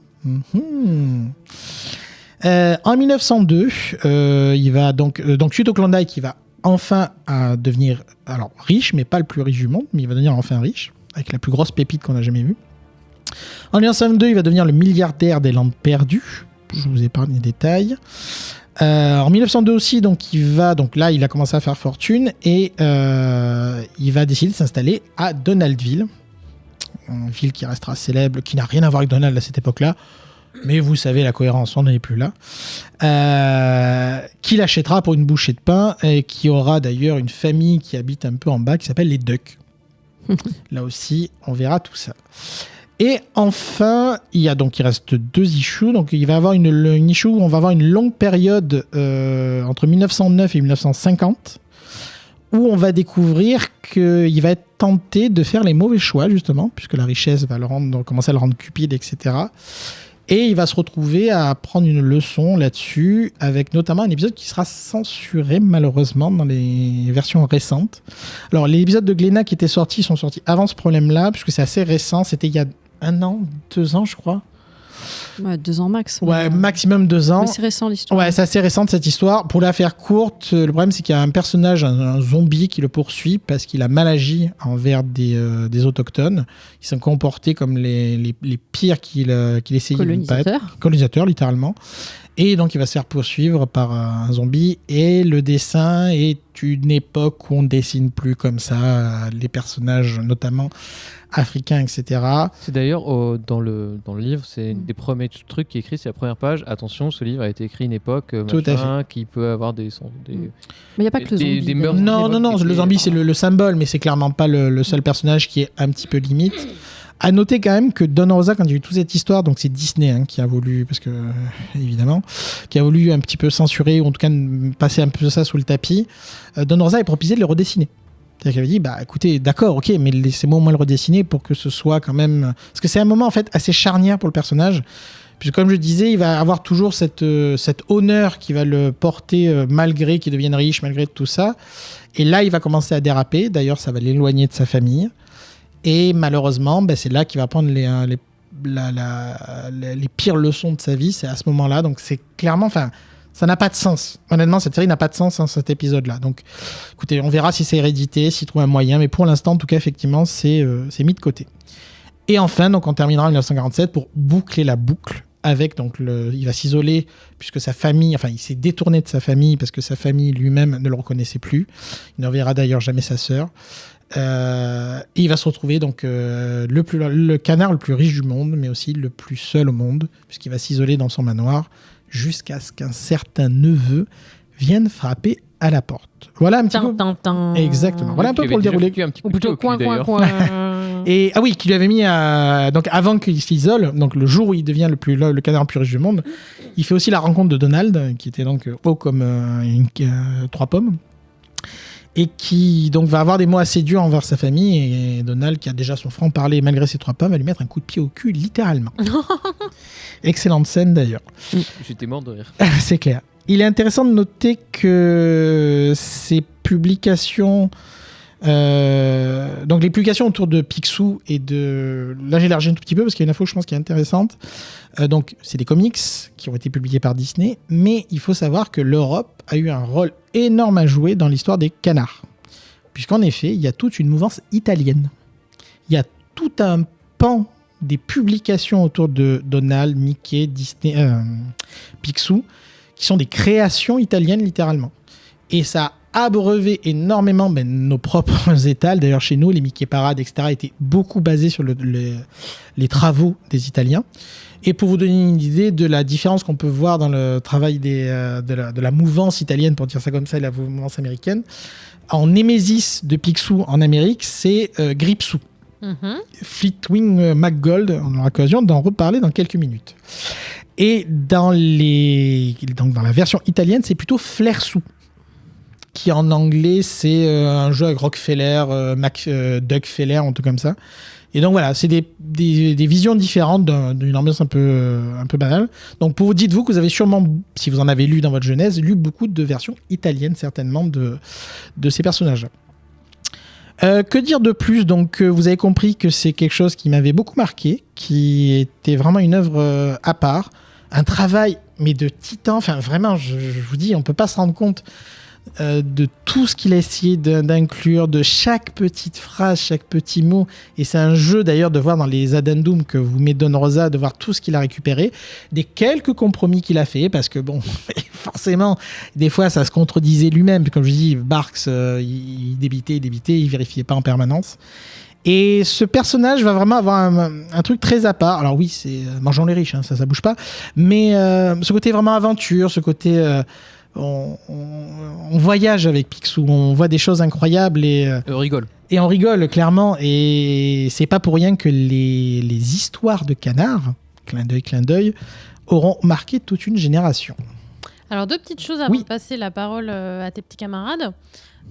Déjà, écoute, 2023-2024 aura été une saison faste pour toi puisque nous avons traité à la fois les canards et Calvin et Hobbes. Tout à fait. Donc tu dois être très fier. C'était une marque blanche, je voulais mettre, effectivement. Eh ben c'est parfait. La deuxième chose, c'est quand j'étais petite, évidemment, j'ai lu beaucoup du journal de Mickey et de Picsou Magazine.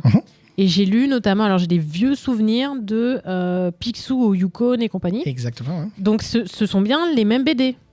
En fait, tu auras sûrement peut-être plutôt le deuxième que je te disais, où c'est des histoires uniques, mais qui viennent dans le passé, effectivement. Tu l'auras dans le deuxième tome. Ok. Donc j'en ai lu sans le savoir. D'ailleurs, le run de Don Rosa est en 7-8, je sais plus.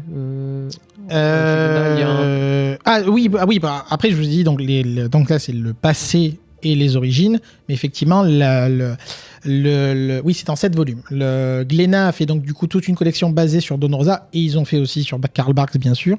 Mais la partie Don Rosa est en 7 volumes effectivement. Il y en a 13 pour Karl Barks. Oui, Karl Barks par contre. Il y en a une quantité. Ok. XT, Cherno qui veut se lancer ? Je t'en prie, Cherno. Alors moi j'ai pas tout lu, mais justement c'est un de mes projets de me lancer sur le travail de Don Rosa parce qu'il est tentaculaire. Tu l'évoquais tout à l'heure sur le fait de recréer les événements. Il part d'un matériel de Barks pour refaire les événements, pour refaire la timeline et les personnages, un peu à la façon de Zola qui avait des schémas pas possibles pour toutes ces sagas germinales, machin, etc. Donc il a fait ce travail-là, donc voilà, bon, ça c'est un projet que je voulais faire. Mais par contre, je me suis penchée sur ce fameux chapitre censuré que tu évoques, et effectivement, en regardant les images, avec des images, j'étais assez choquée de ce qui se passe. Il y a un passage où Picsou dit il se moque un petit peu d'eux, il leur achète des mines de diamants contre des bouts de plastique, voilà, il les prend pour des billes. Et à un moment donné, il y a quelqu'un qui refuse, qui s'y oppose. Ok, brûlez-moi ce village. Et là, je me dis, what ? Non, c'était hyper violent. Donc, je comprends la censure. Après, là où effectivement c'est compliqué, c'est que c'est un chapitre clé. C'est là où ça bascule. Et déjà, ça couvre énormément d'années. Et c'est là où ça bascule. C'est ce chapitre-là où il devient le canard le plus riche du monde. C'est ce chapitre-là où il perd sa famille. Ce chapitre où il rencontre Donald. Ce chapitre où il bascule de l'autre côté avec une scène. Moi, il y a une scène que j'ai beaucoup aimée où justement il y a sa conscience un peu comme l'ange et le démon sur l'épaule, sauf que c'est sa version petite de lui qui dit mais on avait dit qu'on serait honnête, qu'on travaillerait honnêtement, qu'on gagnerait l'argent comme ça. Et il y a une phrase promis à papa. Ouais, il y a une phrase que dit Picsou qui est incroyable, qui est oui, de temps en temps j'ai bien le droit de prendre des raccourcis. Et c'est très très fort, je trouve. Voilà, donc ça montre bien le personnage.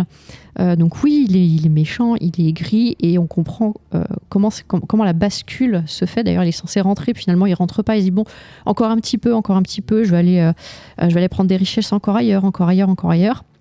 Effectivement, quand il est rentré, c'est le plus riche du monde. Et mais 27 ans plus tard, je crois, si je dis pas de bêtises, je crois qu'il y a Alors, C'est un truc de ce goût-là. en Ouais, tout cas. c'est genre Ouais, 27 ans. et quand il rentre, alors ouais, c'est le canard le plus riche du monde, mais la richesse qu'il a, c'est l'argent. Il n'a plus personne, il n'a plus sa famille. Comme dit les personnages dans le bouquin, c'est aussi le canard le plus pauvre du monde Ouais, à ce moment-là. ouais. C'est donc non, un chapitre assez charnière. Donc je trouve dommage le refus de quand Don Rosa tend la main à Disney en disant je redessine. Je trouve dommage parce que le chapitre est vraiment important. J'ai du mal à imaginer la continuité de l'histoire où on passe tout ça. Et hop, d'un chapitre à l'autre, ça y est, il devient...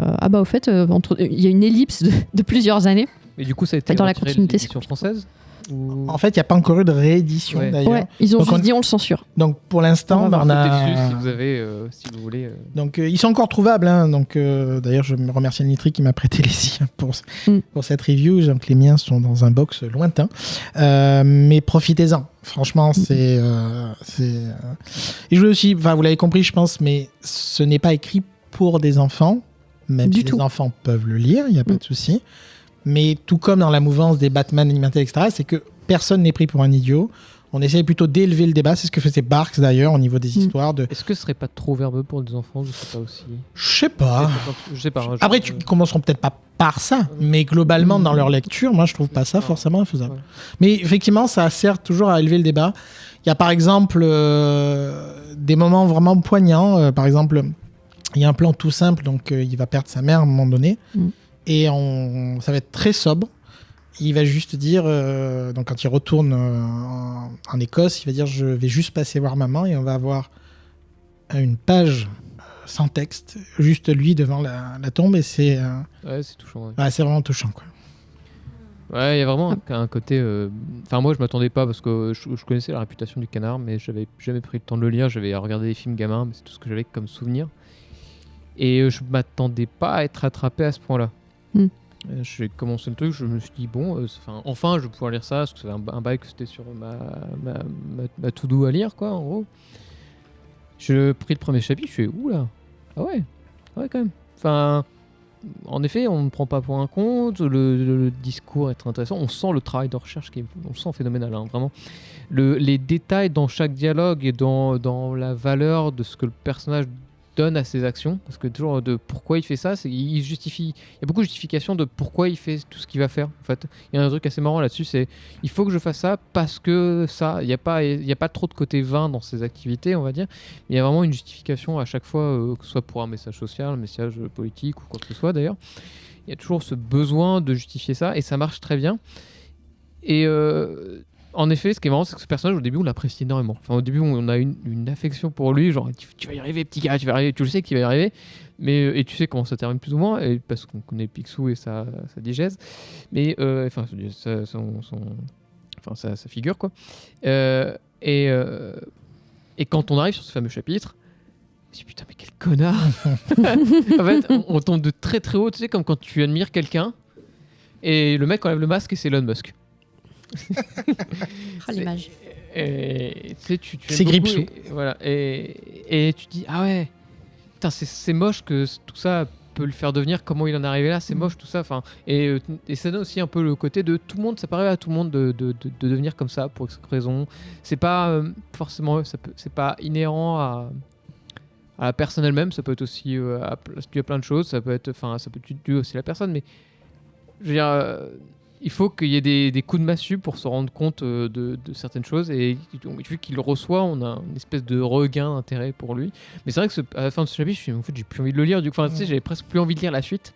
J'étais un peu frustré, je me dis, ouais, enfin, tu sais, t'as cassé tous mes espoirs ce personnage, je commence à bien l'aimer, et là, et puis au final, bon, après, il relance un peu la boucle avec Fifi et Loulou qui viennent la rédemption, qui viennent taper à la porte. Fameuse victoire de canard. Qui du coup aussi lui donne un aspect beaucoup plus gris que tout blanc qu'on avait au début. C'est un personnage avec beaucoup d'épaisseur, beaucoup d'épaisseur, très noir, et puis il reprend une zone de gris après, qui est amenée par Fifi et Loulou et qui devient assez intéressant, quoi. On peut peut-être pas changer une personne complètement, mais on peut quand même l'aider à à s'améliorer quoi, grâce aux autres. On s'améliore grâce aux autres. Et je trouve que en fait, quand il est seul, au fur et à mesure d'être seul, c'est là où il s'engouffre dans sa partie noire, sa partie sombre. C'est plus il est seul, plus il devient sombre. Et là, les autres ramènent son humanité autour de lui. Et il y a tout ce travail là qui est super bien fait quoi. Je vais vous dire deux petites choses. D'abord, c'est juste pour être clair, c'est pas le récit d'un self-made man extraordinaire, un génie de la finance, c'est pas le sujet. Hein. C'est pas ce qui se passe en surface. En surface, mais c'est clairement pas le sujet. Et par exemple, celle-là, je vous la spoilerai pas, on apprend pourquoi il a un coffre rempli de pièces. Et c'est pas vraiment une question d'argent. Mais j'en dirai pas plus. Coin, coin, coin. Ok, très bien, bah merci beaucoup. Voilà, Jeunesse de Picsou. la jeunesse de Picsou, pardon. Et ben on va pouvoir passer à la suite de l'émission. Merci.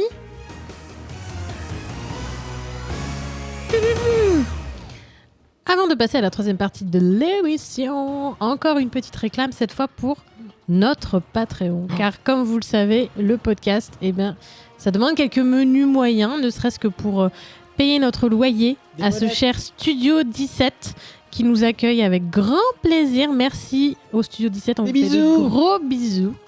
Voilà, et on a besoin notamment de se racheter des bonnettes. Alors ça coûte pas très cher, mais il nous en faut quand même parce que on en a perdu 2 là récemment. On est plutôt triste.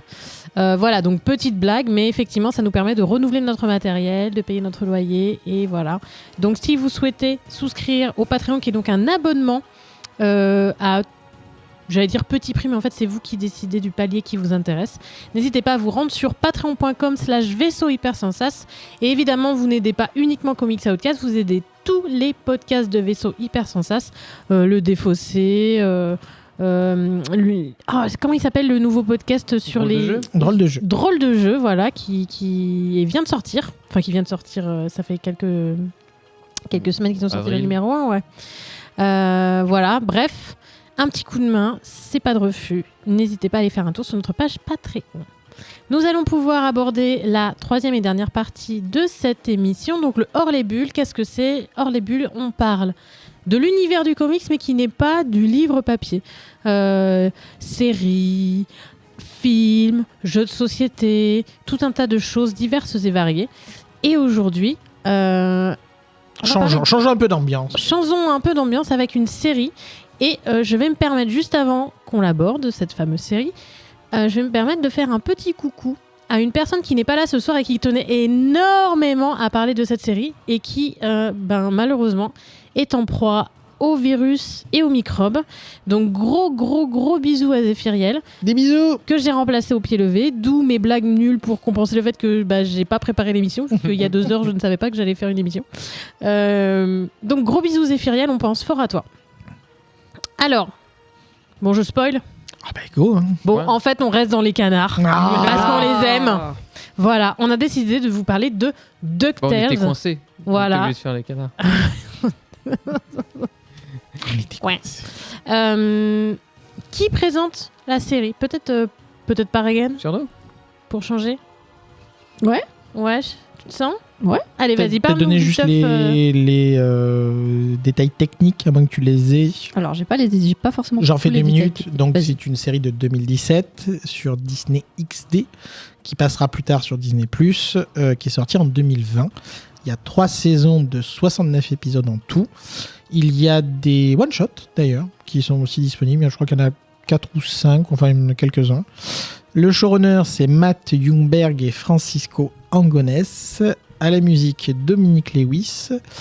Au casting vocal, je ne vais pas tous vous les faire, mais sachez qu'il y a de jolis noms, notamment David Tennant pour Picsou. Eh oui. Ou encore Ben Schwartz pour Dewey. Voilà pour la partie purement Ça, technique. si vous le regardez en VO. Oui, bien sûr. Hein, je Oui. parle effectivement de la VO, d'où le fait que j'ai dit Dewey. Moi, j'ai bien regardé en VF, j'ai bien apprécié. Moi, j'ai regardé en VF. J'ai regardé en VO. Moi, j'avoue, j'en ai profité pour te basculer sur la VO. C'est pas forcément évident dans l'occasion d'en parler. Et évidemment, c'est Même en VF. Ah, peut-être, oui, ça, je sais pas. Et donc, évidemment, bien sûr, ça fait suite à une première série qui avait été diffusée en 1987. Ça ne nous rajeunit pas. Oh non. Et non. Alors, Tcherno, est-ce que tu peux nous dire un petit peu ce que ça raconte ? Ouais, alors je vais pas trop m'étaler parce que j'imagine que ça va être fait dans le reste.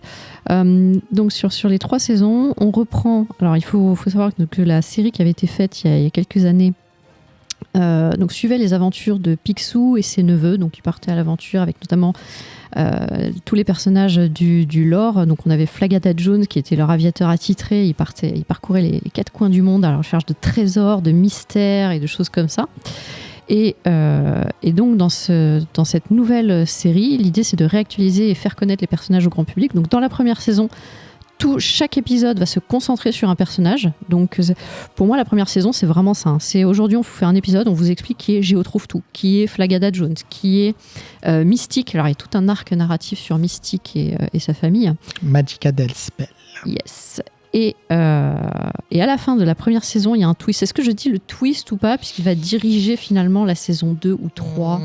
Enfin, la saison 2 et 3. Je me pose la question. J'aimerais bien être préservé. Ah, Alors, préservons Moi, les gens, moi, je n'ai préservons pas vu la vos série âmes entière. pures et sensibles. Et disons que un des artefacts qui sera recherché, c'est la lance de Séléné. exactement. Et on retrouvera un... Ils font un crossover Evangelion. Alors, You wish. Le pire. alors, effectivement, il y a Shingi... Non, je déconne. Non, on va retrouver un personnage clé qui justement a été éludé pendant tous les épisodes. Et donc toute la saison 2 sera sur comment il retrouve ce personnage. Un personnage éludé aussi dans les comics. Exactement. Mais pourtant présent. Et voilà, sur la saison 3, on est plus sur comment tout ce petit monde évolue et part à l'aventure, en quête. Alors c'est toujours la même chose, hein, c'est en quête de trésors, de mystères. On donne un peu plus de profondeur aux personnages. Ce que j'ai apprécié, c'est que Riri, Fifi, Loulou, dans l'ancienne série, c'était un peu le trio. T'avais un peu du mal à les différencier dans la personnalité, juste la couleur de leur t-shirt. Tu sais que t'as un vert, un bleu, un rouge, et puis c'est tout. Que là, dans cette série, c'est mieux écrit. On en parlait un peu avant. Moi, je fais beaucoup de parallèles avec Gravity Falls, où ça paraît pas comme ça, mais en fait, c'est très bien écrit dans les persos. Et par exemple, tu as un des neveux, alors lui il est complètement focus sur l'argent, il veut gagner du fric, le nouvel Elon Musk. T'en as un qui est un petit peu plus nonchalant.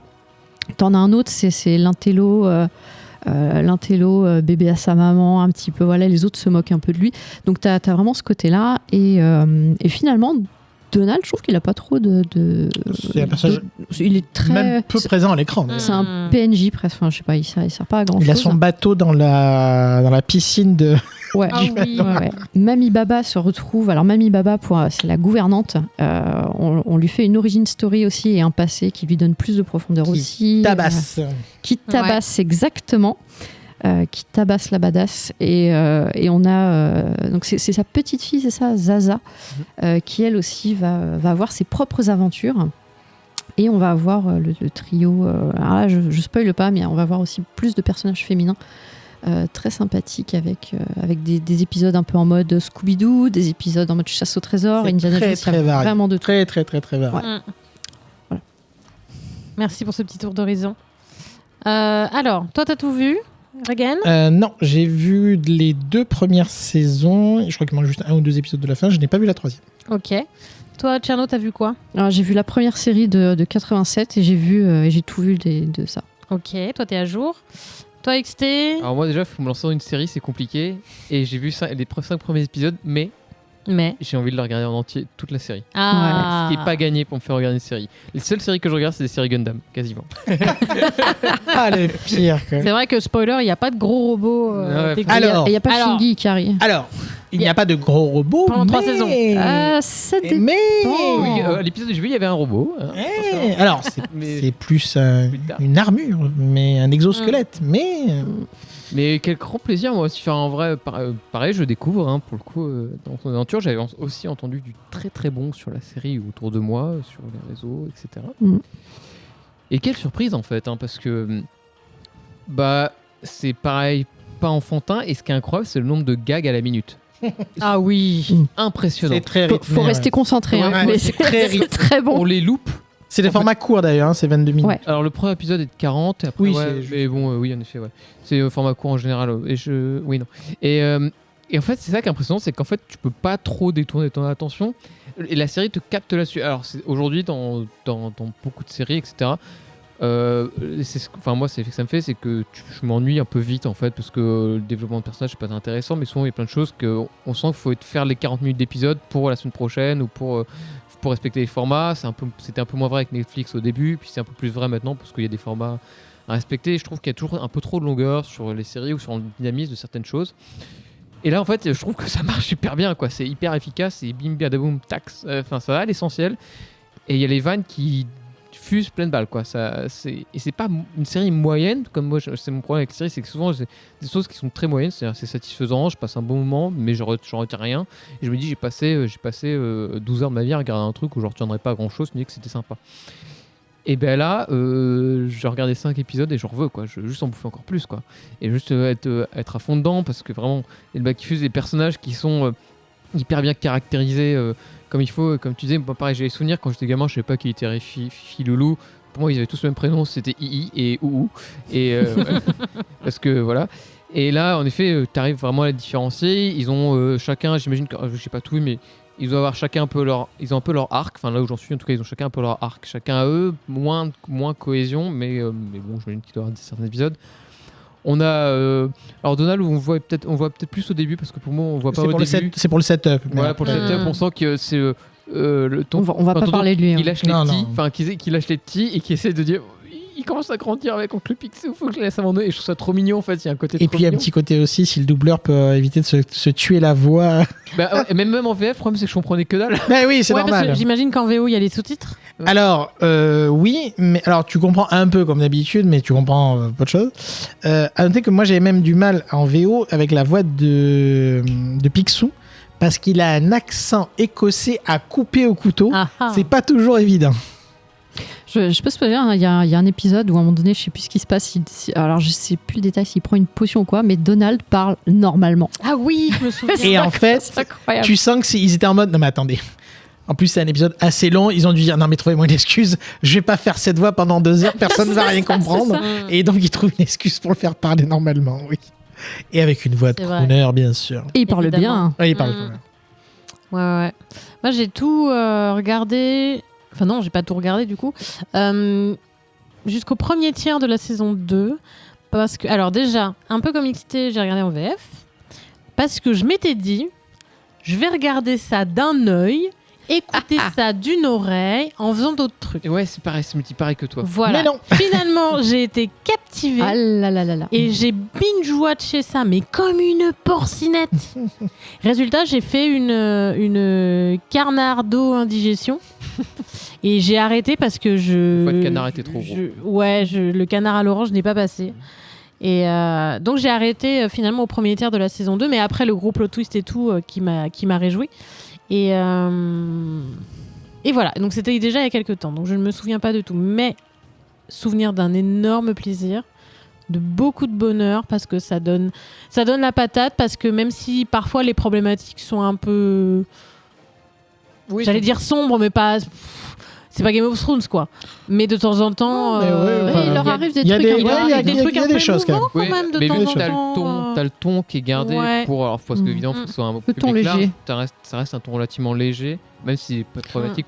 On en parlait avec les comics, c'est le même principe. C'est-à-dire qu'il y a un côté Batman tasse en mode on n'écrit pas pour faire bouger un hocher devant les gosses. On essaie de raconter quelque chose avec un fil rouge, avec des freak of the week de temps en temps, mais avec une vraie histoire qui se développe, des vraies relations entre les personnages qui vont évoluer, des relations difficiles. Il y aura vraiment des moments assez touchants et tristes aussi entre les différents personnages, notamment sur le fil rouge de la saison 1 qui va se résoudre dans la saison 2. Non, encore une fois, c'est comme Gravity Falls, comme d'autres dessins animés comme ça, on veut raconter avant tout des histoires sympas, intéressantes, avec des personnages qui vivent des super aventures, parce que évidemment c'est l'aventure, hein, vous doutez bien que DuckTales c'est pas que pour le nom, et oui, non, franchement c'est vraiment un excellent moment. Moi j'ai découvert un peu sur le tard, du coup j'ai dû les commencer il y a 2 ans, un an, 2 ans, quand je me suis dit, ça fait un moment que je voulais le voir et c'était sur Disney+, je suis c'est l'occasion. Et j'ai essayé effectivement de pas de pas tout bouffer parce que sinon, effectivement, j'aurais pu enchaîner. Je me servais notamment des voyages en train pour regarder 2 ou 3 épisodes par-ci par-là. Et c'est génial. Franchement, c'est vraiment génial. Alors, pour l'anecdote, pour ceux qui se posent la question, pour la VO, Riri, Fifi et Loulou, en VO, c'est Yui, Doui, Louis. Ok. Voilà. Zaza, c'est Webi. C'est mignon. Qui en a d'autres? Mami Baba, c'est Bettina Bickley ou un nom comme ça, un truc un peu plus sérieux. Flagada John, c'est Launchpad. Mystique, c'est Magica Despal. Ou encore Gripsou, c'est Flint Earth Glomgold, qui est un peu la némésis de L'ennemi juré. l'ennemi juré. Et on voit notamment un personnage qui s'appelle Mark Bix, qui est clairement un Mark Zuckerberg complètement assumé, Ouais. Très drôle. qui est plutôt un personnage assez marrant. Ouais. À noter que la série est, ne paniquez pas, laissez-moi finir ma phrase, ultra référencée. Il y en a de partout. Oui. Mais ce ne sont que des clins d'œil. C'est-à-dire que si un personnage qui doit prendre un peu d'importance dans la série, on va vous le présenter en entier. On va pas vous juste tu te souviens dans cette série de telle année? Non, on va vous présenter le personnage, pourquoi il est intéressant, quelle est son origin story, etc. Je vais en spoiler un seul. Il y en a plein. Il y en a, mais genre une quantité astronomique. Mais vraiment, même des tout petits personnages qu'il y a eu dans l'histoire de Disney avec les canards, ils y sont. Ça va craindre un masque. Oh. Mister Mask fera une petite apparition assez intelligemment parce que on est quand même dans l'univers des canards et Mister Mask à la base c'est son propre univers. Je vous en dirai pas plus là-dessus, mais franchement ouais c'est. C'est pas illogique après non plus. Non c'est super cool, franchement c'est vraiment une de super idées. On l'a dit, hein, vraiment c'est touchant, c'est vraiment touchant. Il y a vraiment des moments hyper touchants. La musique. Et la musique est géniale. La musique, et encore, pour vous dire, il dit ça alors qu'il n'a pas encore entendu la meilleure musique de la série. Donc, pour vous dire. Ouais. Donc, c'est vraiment, c'est hyper cool au niveau musique.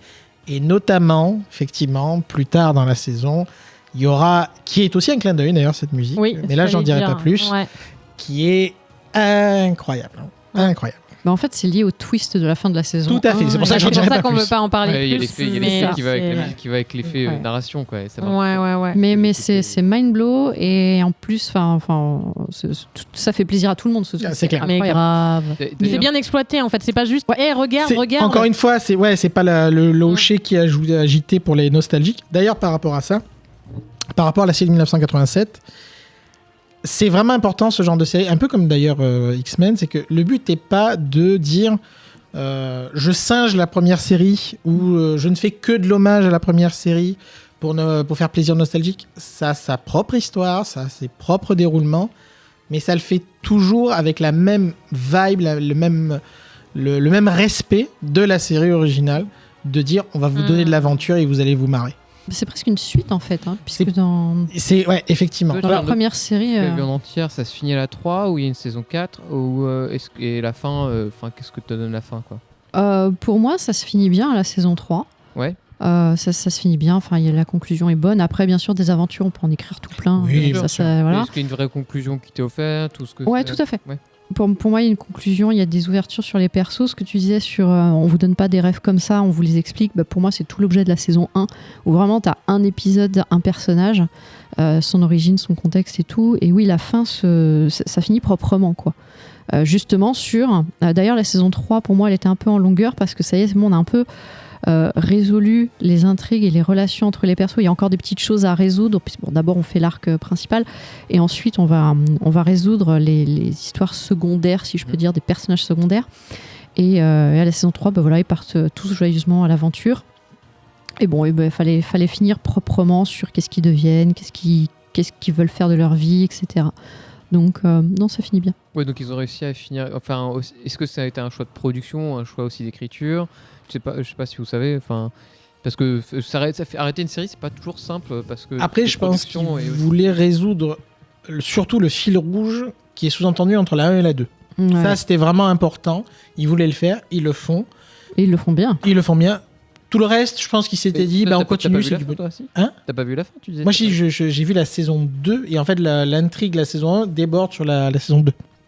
Oui, mais moi, ce qui m'intéresse, c'est tout vraiment c'est la partie. Non, mais ce que je te dis, c'est que moi, ce que j'en ressens, c'est que leur point principal en faisant cette série, c'était cette intrigue-là.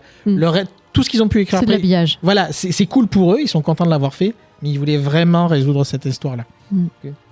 Après, ce que tu disais sur le fait non, c'est toi, Lucie, qui disait que tu l'avais consommé et qu'à un moment donné, l'Xbox, tu disais t'as trop bingé le truc. Et en fait, effectivement, c'est ce que tu disais à un moment donné. Il y a tellement d'éléments, il se passe tellement de trucs, il y a un gros rythme, etc. Et c'est très riche d'infos. Donc effectivement, si on binge, on n'a pas le temps de tout digérer. Donc il faut vraiment y aller 1 ou 2 épisodes à la fois, digérer le truc et faire des pauses après. Ça, c'est une reco. Ça va vite. Ouais.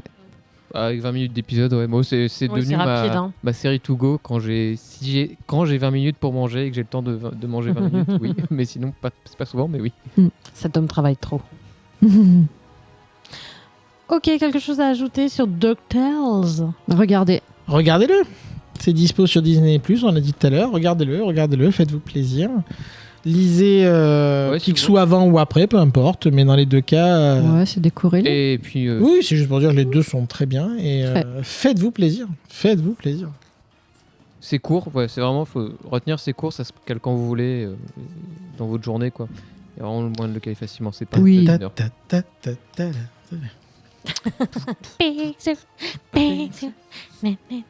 Bref, c'est fini. Bon, Allez. drop the mic. Oh, ce coup de pression. Très bien. Merci beaucoup, chers chroniqueurs, chères chroniqueuses. Merci d'avoir été là autour de la table. Merci à toi. Vous me laisserez sortir cette fois? Ouais, allez, t'as été sage et puis de toute façon, c'est la dernière. J'ai perdu les clés. Il a perdu les clés. C'est l'été, donc on a pitié. Ok. Donc oui, tu auras le droit de sortir. Bah merci Tcherno d'être venu jusqu'à nous. Ah bah, merci à vous de m'accueillir et voilà, d'avoir écouté et d'avoir bataillé sur C'est ça qui est bon. sur Sean Murphy. Ouais, au plaisir de te revoir à la rentrée. Enfin, de te revoir, non, te réécouter. Volontiers. C'est un peu plus radiophonique quand même. Où est-ce qu'on peut te retrouver éventuellement? Sur les réseaux sociaux? Alors sur les réseaux sociaux, alors sur tous les réseaux sociaux, j'ai le même pseudo partout, c'est Chernobog. Ok. B-O-G-U-E à la fin, pas juste G. Bon, j'ai pas vraiment de ligne éditoriale, je raconte un peu ma vie, voilà, mais ça va être essentiellement de la science-fiction, du comics, de la BD, de la lecture, des choses comme ça, du ciné, des séries. Voilà. Ok, merci beaucoup. XT, merci. Merci. Et j'ai pas échanté ton nom.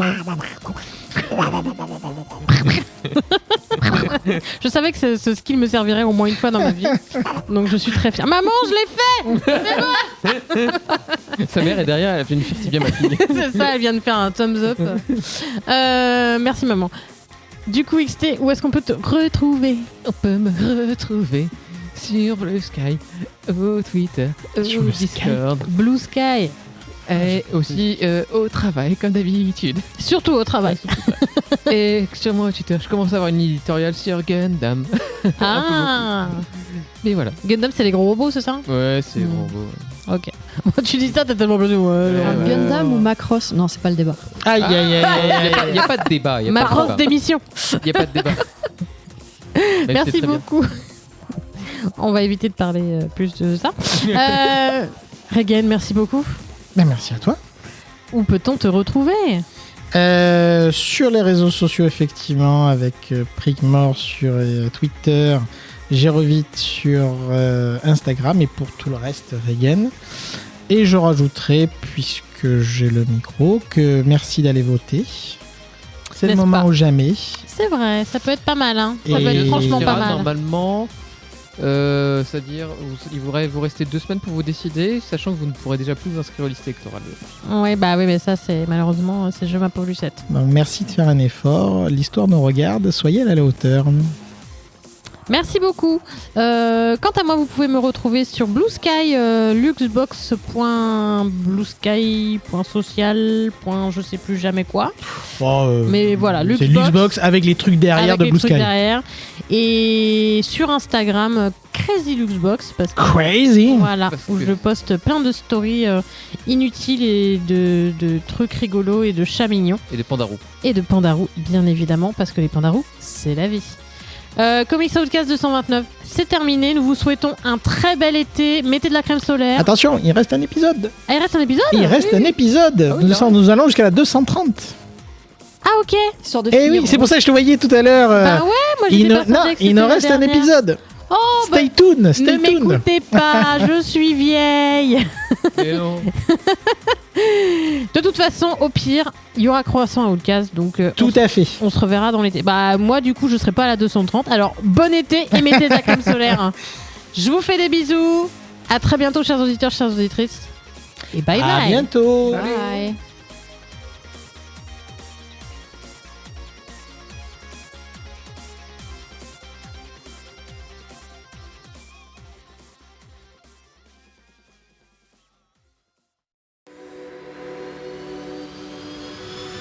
Fin de transmission.